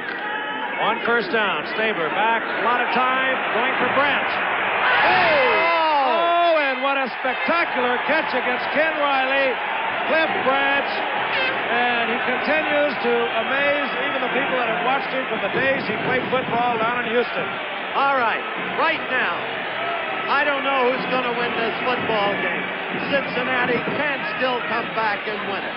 But where are all those people who are writing all week and saying all week that the Oakland Raiders might not put out to the uttermost? All the wise guys. There he is, Cliff Branch at 9.3 speed. He's working against Ken Riley, who will probably be an all-pro this year. Riley has 6 interceptions. That time, Branch just took it away from him. Earl Mann for the conversion. And Mann is good, and it is 28-13, and Pittsburgh and Cleveland must be going up in smoke. There he is, the man of the moment. We'll be back. I'm going to ride in this cable car, suspended by cable made from Flexten tire cord, over Royal Gorge. Tire cord is the main reinforcing agent in a tire. Tensile strength is only one of many performance properties in a tire, but it's one of the most important. Flex 10, a Goodyear exclusive, was developed from a man-made aramid fiber that is pound for pound stronger than steel. Flex 10, the tire cord of the future, from Goodyear.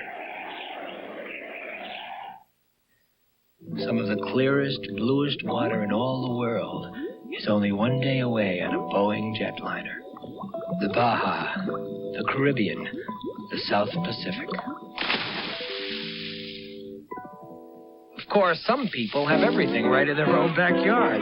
But if you don't, and warm water is your thing, get hold of your airline and get on a Boeing jetliner. There's a lonely cove somewhere waiting for you. Bill Johnson looking on as Cincinnati Bengals, who have played so well all year, are in trouble. The arm of Kenny Stabler has been magnificent tonight. 42-yard touchdown pass a moment ago to Cliff Branch. Set to kick off, Ray Guy deep, Willie Shelby and Archie Griffin. Guy connects. It'll be Shelby at the 5. And Shelby up to the 25-yard line. Cincinnati will have to try and get back into it. We'll look at it again. If you want to see a great catch, keep your eye on this one. Ken Riley did not have that bad a position. Nope. He just misjudged it. And Cliff Branch never took his eyes off it. Sure-handed all the way as he has been for the last 5 years. Oh, can he run? Look at that stride on Branch. That reception, he goes to 1,088 yards on the season. 1st and 10, Cincinnati. Their own 25-yard line.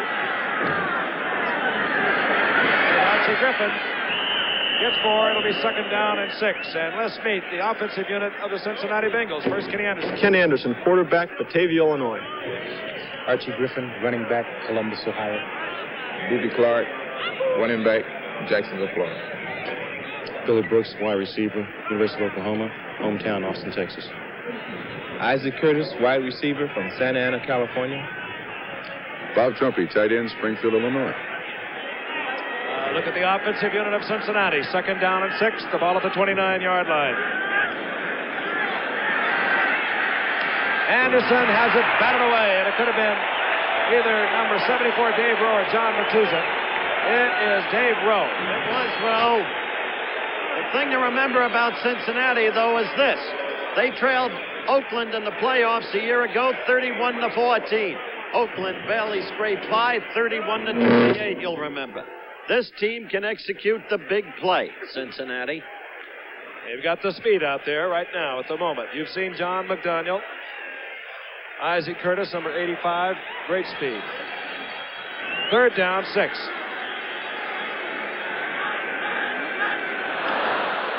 Flags. Anderson just throws this away. I think he suspected this call is going to go against Oakland. However, there were two of them went. It could have been somebody being drawn off.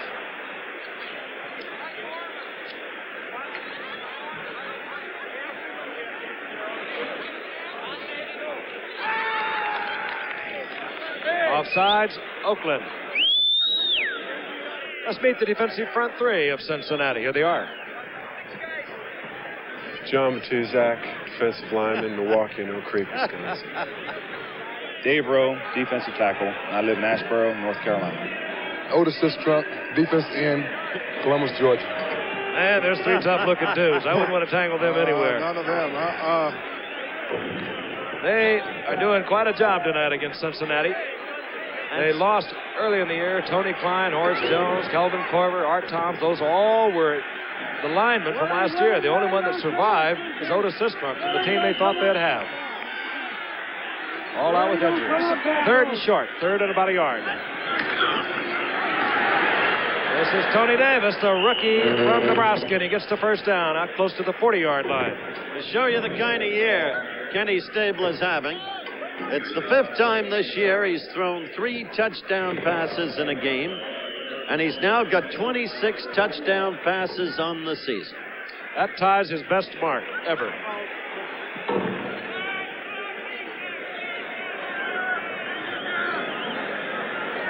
Ball at the 41-yard line, Cincinnati. 9.5 minutes remaining in the third quarter. Anderson had Trumpy open again, and he had to release it a little earlier than he wanted to.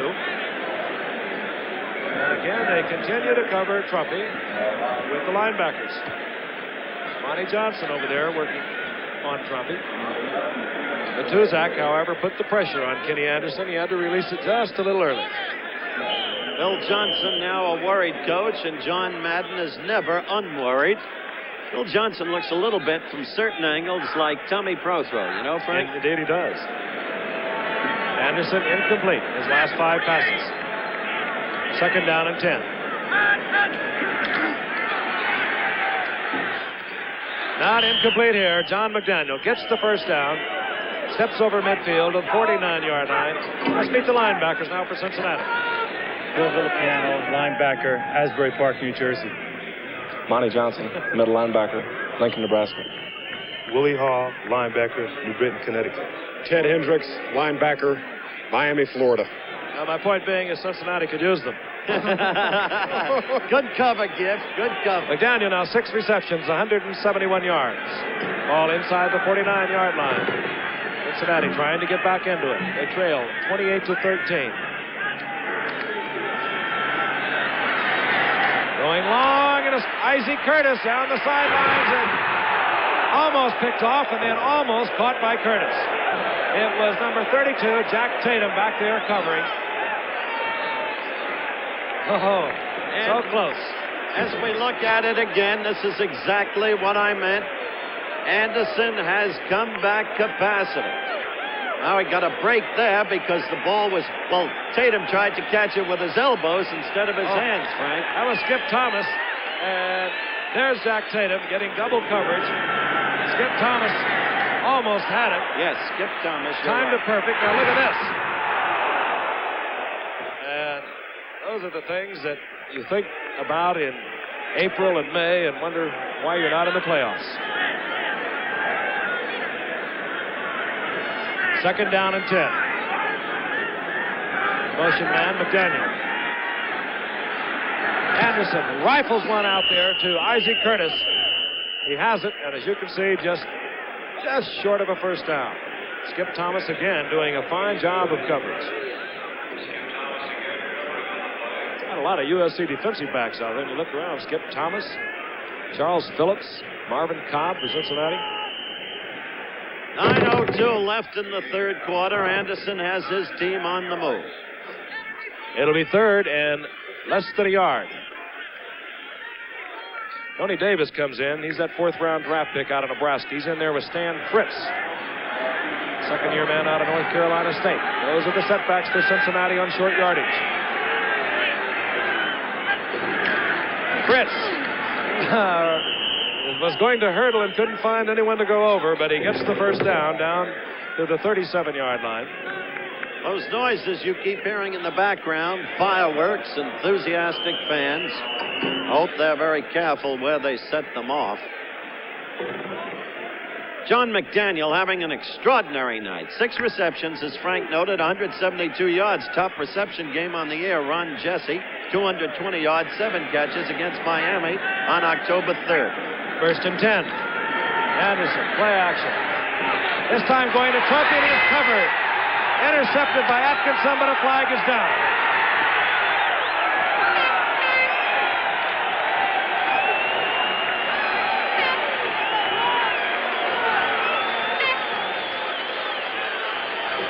Looks like it might be against Oakland. I think it was Ted Hendricks who just bapped someone there. Slapped him on the helmet. Personal foul, Oakland. That's a big play for Cincinnati. Was it Ted? Let's watch Ted Hendricks right now and see if he was guilty of an infraction. Yeah. Oh, a little one. Oh. Rufus Mays, number 71. Rufus Mays was amazed at that one. You'll get the call. Rufus Mays has been frustrating Ted Hendricks all night. Here it is. So that keeps Cincinnati very much alive. Let's listen for the call.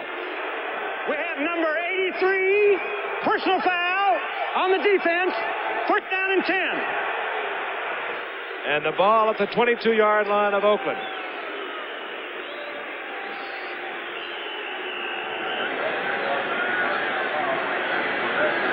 Cincinnati battling to get back into this. Their future is rather dark if they lose this tonight. Archie Griffin, look out, he'll go in. 22 yards. Oh, Archie Griffin, and now you know why this man won that Heisman Award twice. What a move he put on 32, Jack Tatum. He just left Tatum strewn upon the ground. He suckered him out. And credit to that offensive line. Absolutely perfect execution. So here they are fighting back. They never know when they're beat. Very point we've been emphasizing. Chris Barr for the conversion.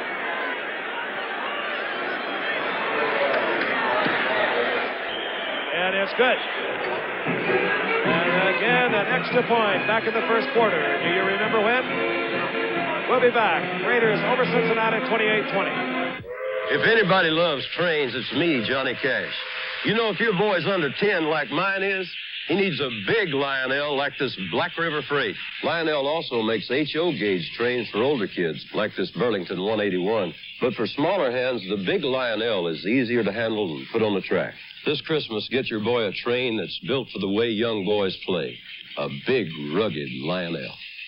Lionel, the big train for small hands. The sweet-handling Mustang 2 Cobras. No other domestic car in its class gives you all this standard. Spoilers, stabilizer bars, staggered shocks, rack and pinion steering, steel-belted radials, and 4 on the floor. That's why Cobra takes the curves like a snake. Car, Mustang 2, put one between the road and you. When America needs a better idea, Ford puts it on wheels. Chris Barr sets it up as Cincinnati is drawn closer. But again, that missed conversion early on is starting to tell. We knew that it would, because these two teams have always played very close. Since 1971, they have not been separated in any contest by more than a touchdown. Barr riffles one. And this is You Begin, his first action of the night. And again, out to the 27-yard line. And let's go back and look. Archie Griffin with the beautiful blocking by the offensive line. They open up a great hole. There it is. Shinners with a fine block. Now watch the move he puts on another fellow Ohio State alumnus. That's Tatum, number 32. And he just collects a lot of air. Atkinson, 43, too late.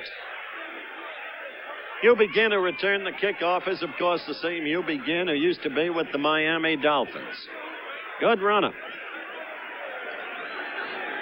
All right, we have 8:03 here in the third quarter. An offensive football game is a figure to be.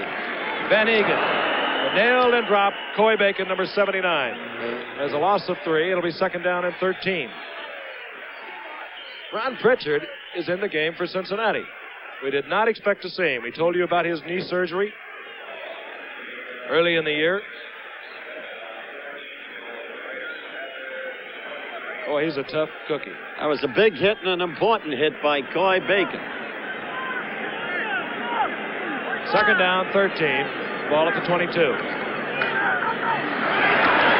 Davis, Clarence Davis, picking his way, gets the first down out around the 40-yard line. Alex, they couldn't have had a more important play come at a more vital time than that particular one, picking up the first down.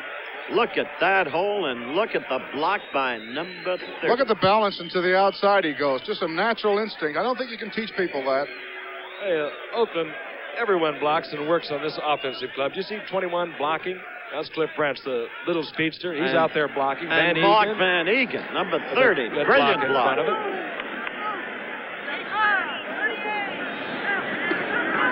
it. Davis again, right side, and this time he's riffled there by number 67, Gary Burley.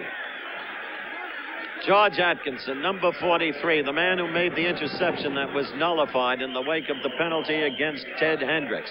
George Atkinson reflects very deeply the rivalry, the intense dislike that the Raiders and the Steelers have for one another. Today he filed a $3 million lawsuit against 3 parties. The Pittsburgh Steelers, the Oakland Tribune, and Pittsburgh coach Chuck Noll. This all dates back to a controversial play involving him and Lynn Swann when the two teams met earlier in the season. Second down and 12. This is Cliff Branch on the reverse. And Cliff Branch turns the corner, gets 10 yards out of it. It'll be third down and 2, the ball out around midfield. And boy, that was a great call. He sure does turn it on. You know, a lot of track men come into football and they don't know how to run with shoulder pads and carrying that thing. It isn't heavy, but it just makes things a little awkward. But Cliff Branch can do it. What did I say the lawsuit was? $3 million? Fella just came into this booth. I don't know what he signed for, but it may be close. Reggie Jackson, the newest of the Yankees. Third, less than a yard. Banaszak, and he came very close. I don't know.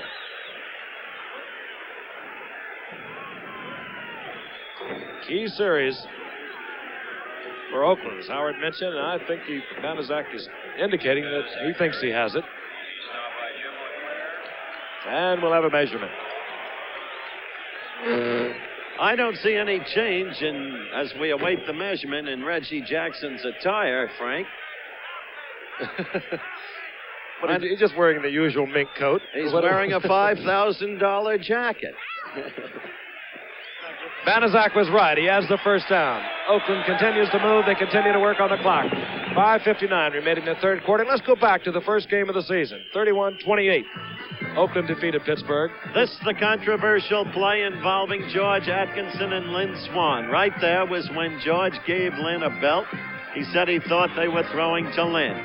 Subsequently, all kinds of statements. First down, Stabler. Picked off. LeClaire picked it off and then dropped the ball. And Cincinnati retains possession. Jim LeClaire, they'll tell you in Cincinnati, they think he's all pro in the middle. Well, that's the break Cincinnati needed. Well, I don't know where Kenny was putting this. I couldn't understand that throw at all. Right into a crowd of white shirts. Maybe he's anticipating Casper was going to continue his route over the middle. In any event, sometimes you have to throw between defensive linemen, and you just don't see it all developing. Cincinnati, good field position, their own 49-yard line. 5:30 remaining in the third quarter, and they trail by 8. Anderson had no place to put the ball. Archie Griffin slipped, went to his knees, and Anderson loses a yard. 5:24 and counting down left in the third quarter. So Cincinnati has all the time in the world if their defense can hold together and if they can move the football. Oakland's first turnover of the night.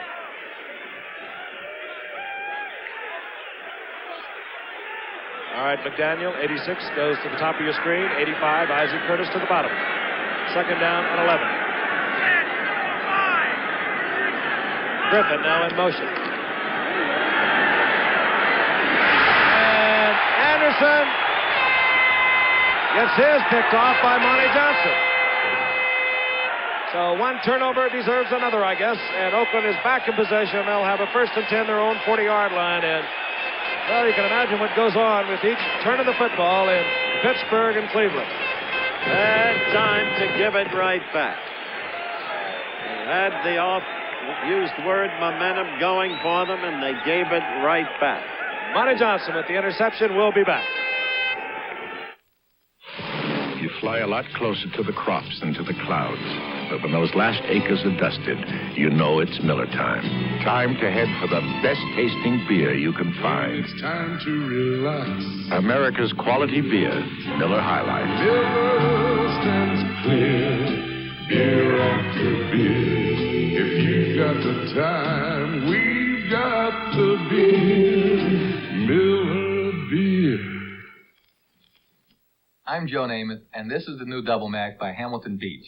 It makes 2 burgers in 60 seconds and flips its grid to make great sandwiches, too. The lid is also a terrific mini grill. Makes bacon and eggs, pork chops, pancakes, hot dogs, minute steaks, fried potatoes. Just about anything you want to cook, you can cook double quick with the new Double Mac. The best thing from Hamilton Beach since the Little Mac and the Butter Up Popper. Only from the Hamilton Beach Scoville World of Appliances. Monte Johnson, the man who just made his 2nd interception of the evening. 6'5", 240, 4th year out of Nebraska. You get a linebacker that size with his kind of swiftness and range, you've really got something. There's another developing in the mold of Monte Johnson. That's Brad Van Pelt with the Giants, who had a brilliant day yesterday. He is huge, too. 1st and 10. Mark Van Egan, right side, gets 4. It'll be 2nd down and 6. 2 weeks from tonight, the Liberty Bowl, UCLA and Alabama. Be with us as quite a bowl lineup coming your way. This Saturday night, the Silverdome, Pontiac, Michigan. The Los Angeles Rams against the Detroit Lions. Yeah, and they're going to get killed, too. Detroit will stomp on them.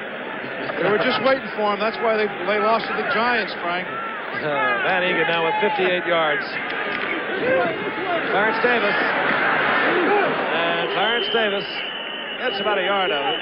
It'll be 3rd down and about 4. LeClaire moving over to make the stop. I'll tell you, all the linebackers to me look like they're way over 6'4", 6'3", and they're getting bigger and taller. Not only that, look at the way they run. Look at the way they hit. That time Davis ran up the back of Gene Upshaw, the guard, and helped things out for LeClaire. Eddie Stabler with an 8-point lead. He has 3:38 remaining in the 3rd quarter. The ball at the 46-yard line.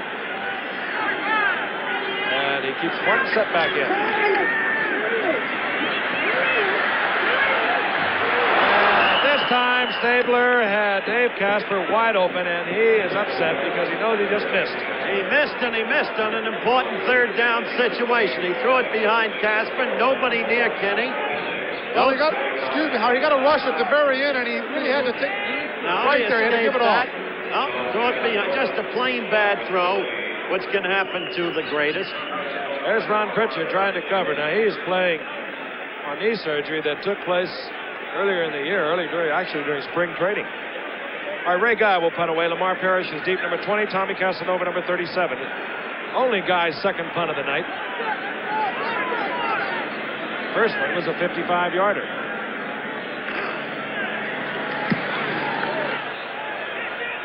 This one he hangs. Casanova fields it at the 10. Gets out to the 13, and he's buried. 44-yard punt. And if you've just joined us, we are watching a whale of a football game with a lot on the line. At the moment, the Raiders over Cincinnati, 28-20. Cincinnati got the scoring off first, but they missed the conversion, and you just felt that was going to be an important item later in the game, and indeed it has been. What's on the line? If Cincinnati loses, they fall into a tie with Pittsburgh and Cleveland at 9-4. If the 3 teams go through and win their games next week, Pittsburgh will win the Central Division of the AFC. They have the best record among the 3 teams in that division. Oakland is playing for the home field advantage on all counts in the playoffs. Anderson over the middle to Trumpy. First down, out to the 28-yard line. Monte Johnson picks up Trumpy, makes the tackle. Howard, did you know there was 11 o'clock curfew put on the Pittsburgh Steelers tonight?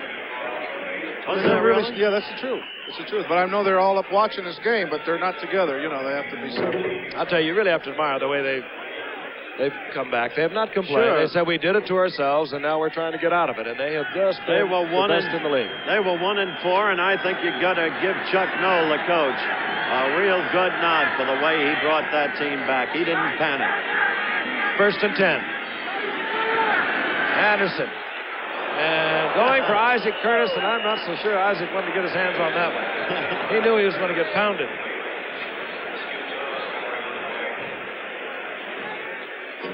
That's Gary Burley, the youngster from the University of Pittsburgh with Cincinnati.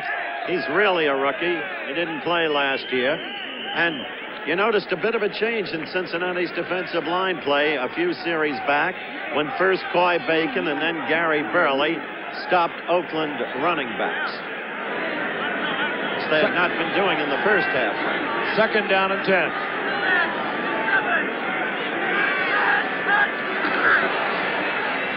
Play action. Anderson draws a crowd. Flag is down.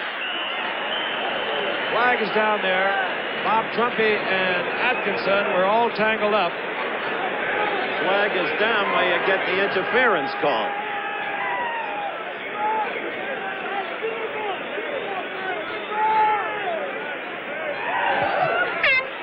Illegal use of hands, and it's going to go against Oakland.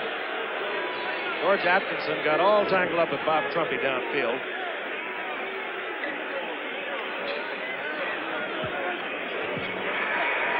Number 41. Automatic first down for the Cincinnati Bengals. The last 2 possessions by Oakland, they've had a chance. A, to use up the clock, and B, if they could score, maybe to clinch the ball game. Both times they failed. Once with an interception, and the second time the badly thrown pass by Stabler intended for Casper. The call goes against Phil Villapiano. So it was not Atkinson. First down and 10.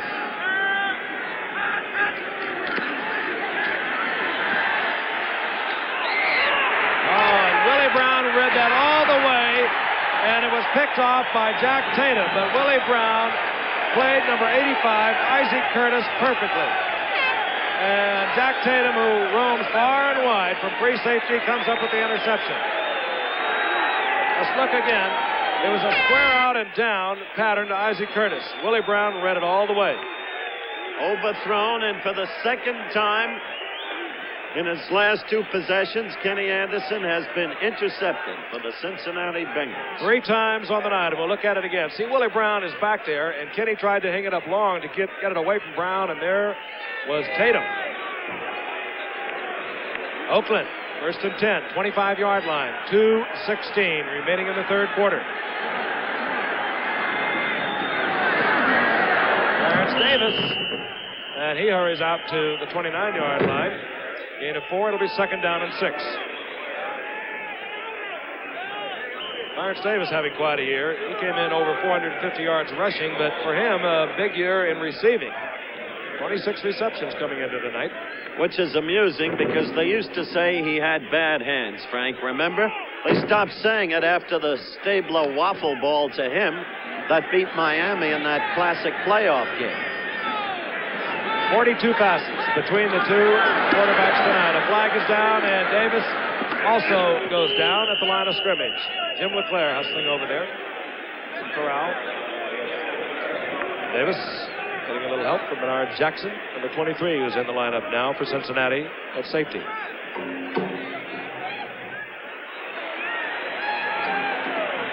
Offside.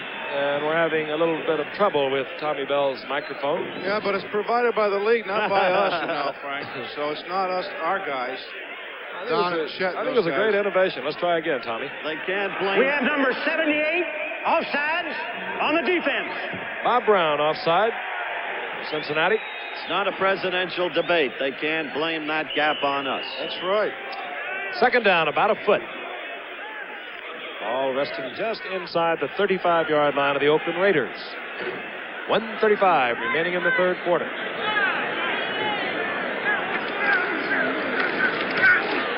Van Egan, left side, first down, Oakland. 28-20, Oakland over Cincinnati. Seesaw offensive football game. Oakland will clinch the best record in the conference. If they win tonight, they'll have a 12-1 mark, and that's remarkable considering the injuries they've had. There's the man that put it together, and he had to do it with 11 men lost for the season. Makeshift defensive line. Some people said they didn't have a tough schedule. Well, they're all tough. Certainly this one tonight. On first down, Clarence Davis. And picked off there by Riley after a gain of a couple. It'll be second down and 8. Tell you, he completed it, but that's a dangerous pass. Another step, and Riley could have picked it off and jogged it. Little Van Egan having a good night, Frank. 15 carries, 61 yards.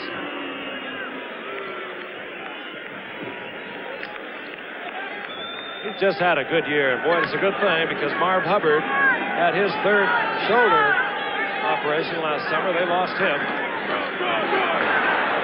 And Egan again. It's about 3.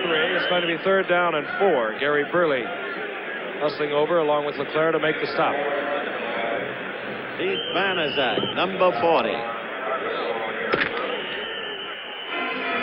And you're watching another exclusive of ABC Sports. That's the end of the third quarter with the score. Cincinnati 20, Oakland 28. We'll return after this from our local stations.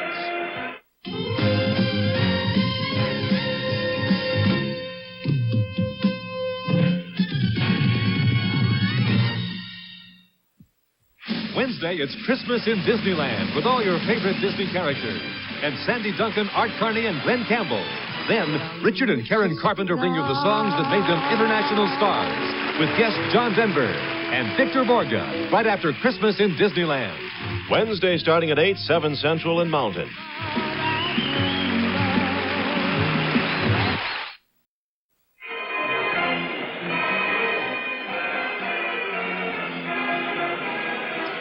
The Goodyear Blimp Columbia hovering high over Oakland Alameda Stadium, where a capacity crowd is watching very pridefully their Oakland Raiders, who have been performing rather well here this evening. A 28-20 lead over the Cincinnati Bengals. Bengals desperately trying to get back into this game. And Stabler fires to Cliff Branch, and he has it down around the 38-yard line. Another Oakland first down. Ken Riley made the tackle. Couldn't ask for a better clutch pass than that. Oh, one thing I like about Stabler, he doesn't hold the ball. Doggone it, I like that. If they get 8 points in front, they don't just hold up and run three plays and get out. Well, he throws the ball. That's the very range he likes to work in best. Alex, I mentioned before, look at that. That's right, we'll be bringing you the Pro Bowl game, January 17th, from the Kingdome in Seattle. On first and 10, Stabler 14 of 18, 3 touchdowns, 185 yards, hands off to Clarence Davis. He runs into a problem right at the line of scrimmage. Gary Burley and Coy Bacon made the stop. What are you saying, Otis?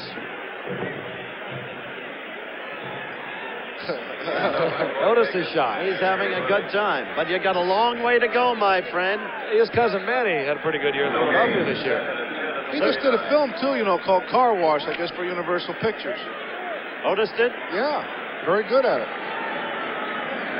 All defensive linemen are. Yeah, second down and 10. Stabler, and it's Garrett. Garrett inside the 15 to the 13. They'll never let you off the floor. They'll never make defensive calls. That's why Stabler is great. Oh, he does not mess around. You hit it right on the head, Alex. He has a lot of faith in that arm of his. He doesn't care where he is on the field or who he throws to. He doesn't consider it any more dangerous than running, I'll tell you that. There he is, Kyle Garrett, the receiver. A lot of talent. Worked his way around the league quite a bit. Bill Johnson, the coach of the Bengals, looking on. 1st and 10 for Oakland. Garrett still on his feet, and look at Carl Garrett. Garrett inside the 10 to the 8. I guess he has found a home, Frank. Oh. He's a happy man here. A lot of ability in that young man. There always has been. He made something out of nothing. 4 yards, 2nd down and 6. They take guys and use them for what they can do. They adjust to these rework projects.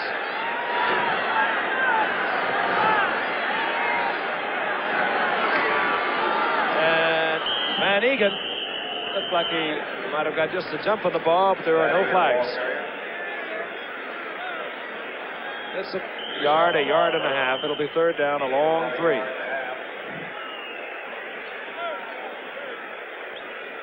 Guys in the stands, checking things out. They've seen a lot of great football out here in Oakland over the past few years. I'll call it 3rd and 4. Cliff Branch, bottom of the screen. Biletnikoff the top. Biletnikoff's open. Touchdown, Brent Biletnikoff. His 69th career touchdown. He's so old, he's doing a foxtrot out there. It's amazing. He's really amazing. And Stabler's 4th touchdown of the night. The ball touches his hands. That's it, Buster. It's not going anywhere else. Positive glue. I think there might have been a little sigh of relief out around Cleveland and Pittsburgh.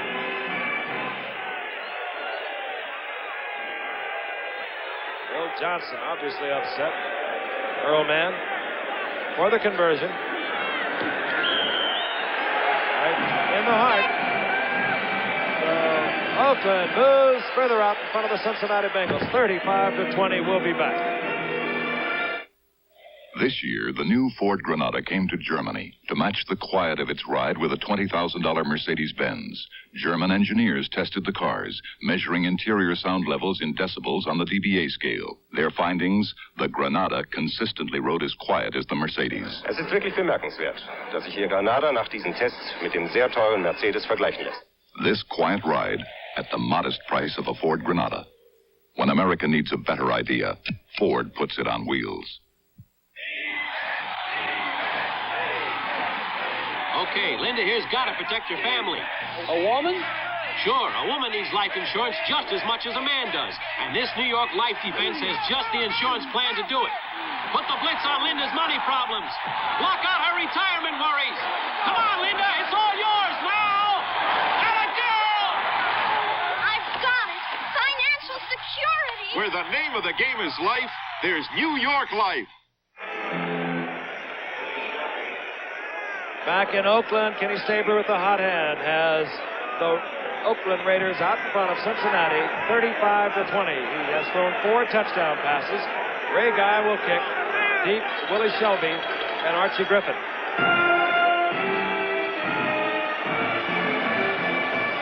It'll be Willie Shelby at his own 10. And Shelby, with a fine run back, moves out to the 37-yard line. Rice down there for the stop. Let's go back and take a look at that last touchdown pass. All right, there's Stabler, and there's Biletnikoff with the position, and how quickly that ball zoomed in there. And he's working against one of the finemen, Lamar Parrish, a 2-time Pro Bowler. And even our blimp camera. Yeah, he still Archie made Griffin is working. Frank Stabler, 16 out of 20, 208 yards, 4 touchdown passes. 1st and 10, Anderson back. And Anderson goes out to John McDaniel. He has the first down out around the 49-yard line. Let's go back and take a look at the way Biletnikoff works against Lamar Parrish. He has more moves than a snake. He's not the greatest dancer in the world, though, Frank. Watch him if we can get that. That time he just drifted across the goal line, waiting to clear the linebackers.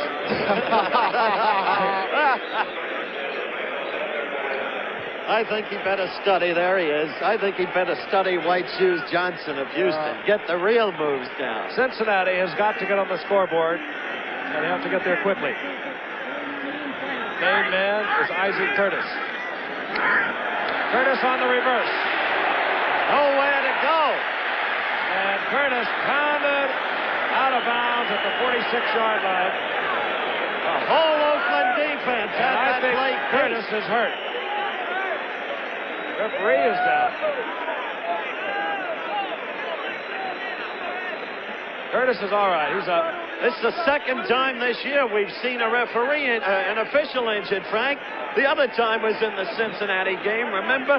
We waited for the substitute official who never came.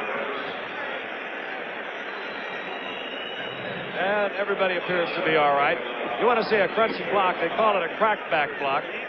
Perfectly legal as long as you're not doing it to the linebacker. And in this area, it is legal. The block delivered there by Vernon Holland against Matuzik. Curtis.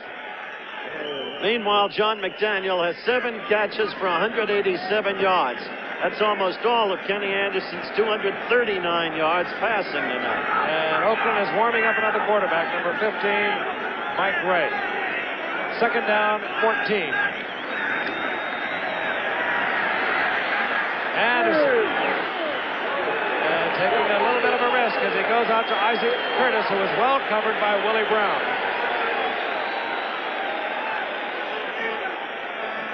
It'll be third down and 14. 10 minutes, 40 seconds remaining in this game. Tell you once again that Cincinnati plays the Jets next week. Pittsburgh plays the Houston Oilers, and the Cleveland Browns play at Kansas City. If it all winds up in a tie, Pittsburgh is going to win. They have a 3-1 record within their division against the other teams, Cincinnati and Cleveland. Cincinnati has a 2-2 record, Cleveland a 1-3. Third down and 14.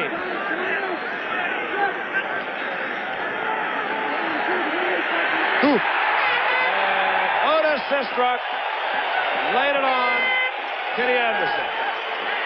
10 minutes, 35 seconds left in the ball game. A tremendous play in the clutch by a quietly aroused Oakland team.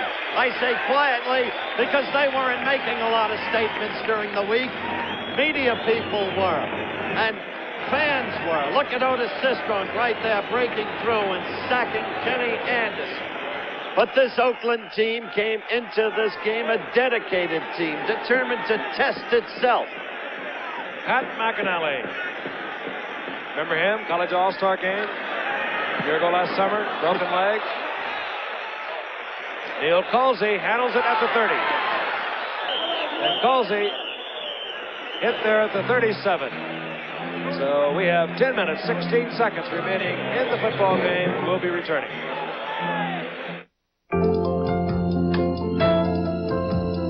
Radio Shack has the perfect gift for pedal pushers. The famous Archer bicycle radios that let you play Santa for as little as $9.95. Or give the original Road Patrol radio with built-in horn and reflector. Or really make them happy with this deluxe AM/FM model. All three disconnect quickly for safekeeping or off-bike use. Low-cost Archer bike radios. Only at Radio Shack, the Tandy Company. Next on Rich Man, Poor Man, Book 2. The two boys I call my family slugged it out viciously. It seems the whole world's turned on Rudy. Estep's getting away with murder, literally. Falconetti's loose again. But the whole world is Charles Estep. Get me, Falconetti. Then on Family, a visit from Doug's sister creates a family crisis.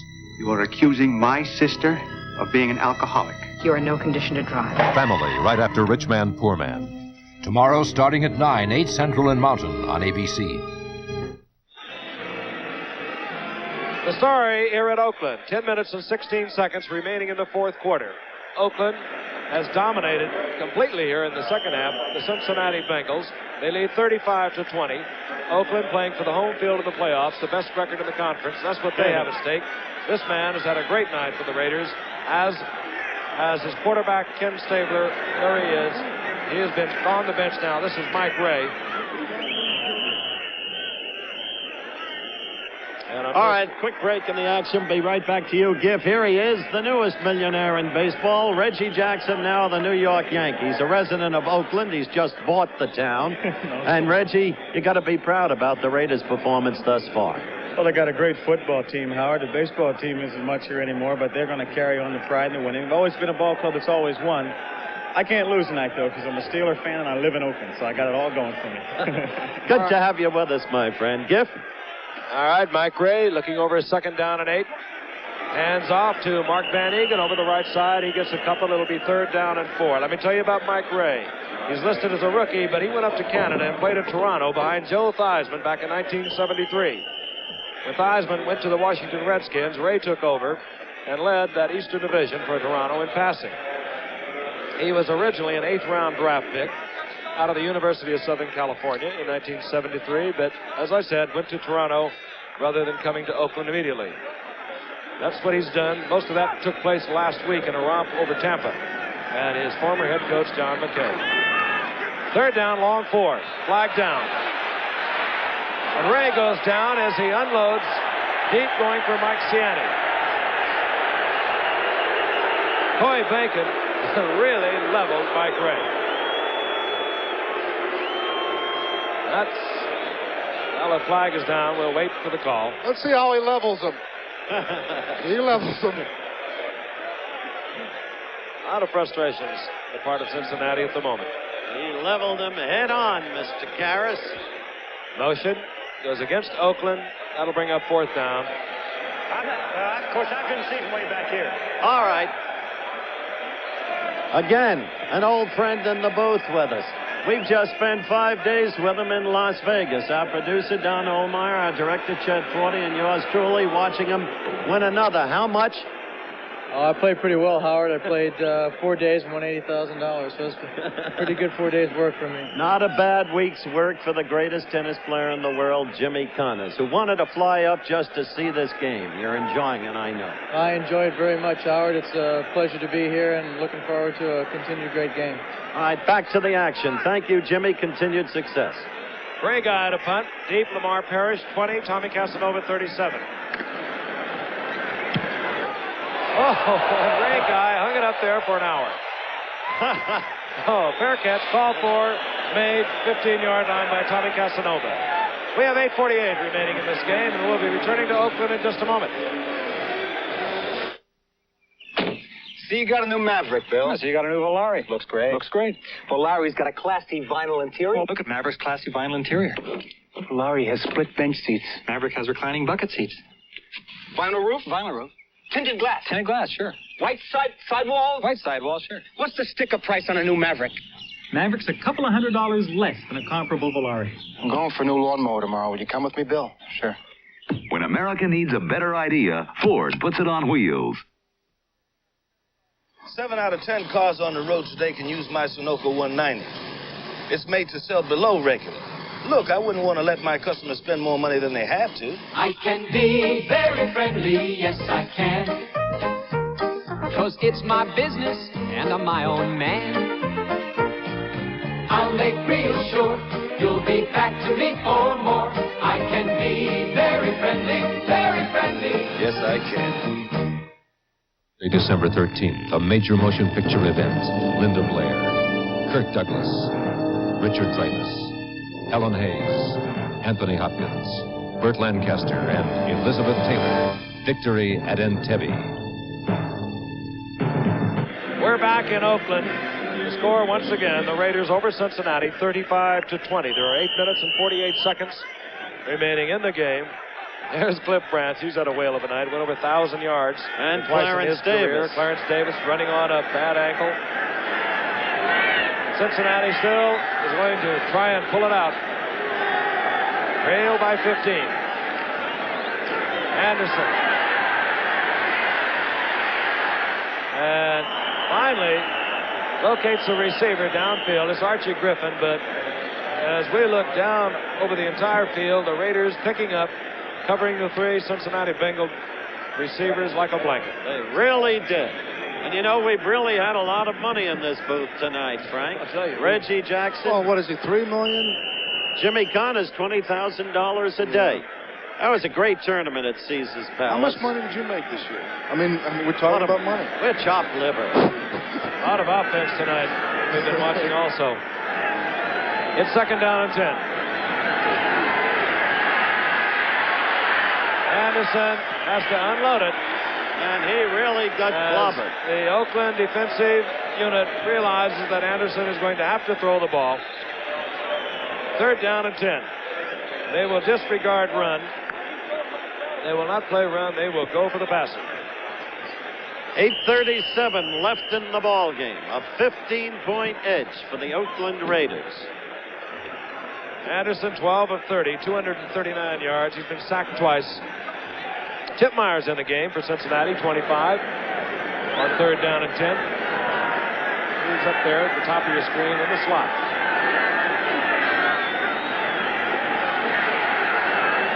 Over the middle, and Isaac Curtis spins away from tacklers, and Curtis is not giving up. He moves it out to the 37-yard line, first down, Cincinnati. This bunch will never give up. Too much of that talk around without taking into account the kinds of human beings so many of these men are. Let's look at it again. There's Isaac with the catch. Brilliantly, he eludes two would-be tacklers before finally being gang tackled.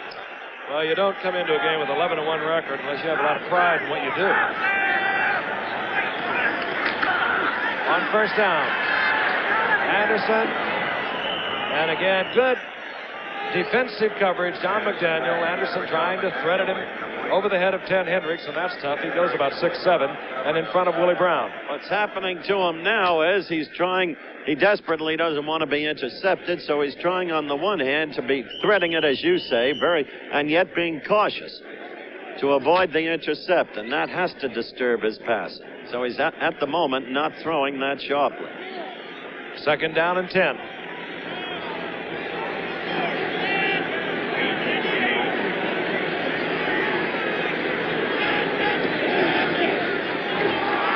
Bobby Clark on the quick draw play. And that was snipped out very well. Phil Villapiano. Bobby Clark gets 4. It'll be third down and 6. Meanwhile, every running play costs them now precious time, being so many points behind. 15 to be exact. 7:30 left and counting down. You just have to run those plays occasionally, though, or to keep Oakland somewhat honest. They're not paying any attention at all to the run. Those down 3 linemen are just pouring. They're taking any angle they can get.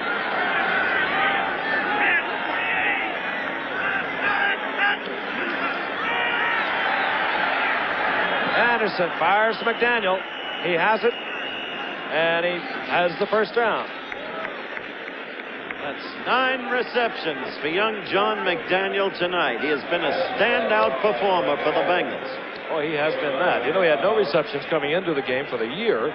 Only 2 last year. He's sort of the king of the special teams. They used to put him out on the flank on the punting unit. He'd beat the ball down.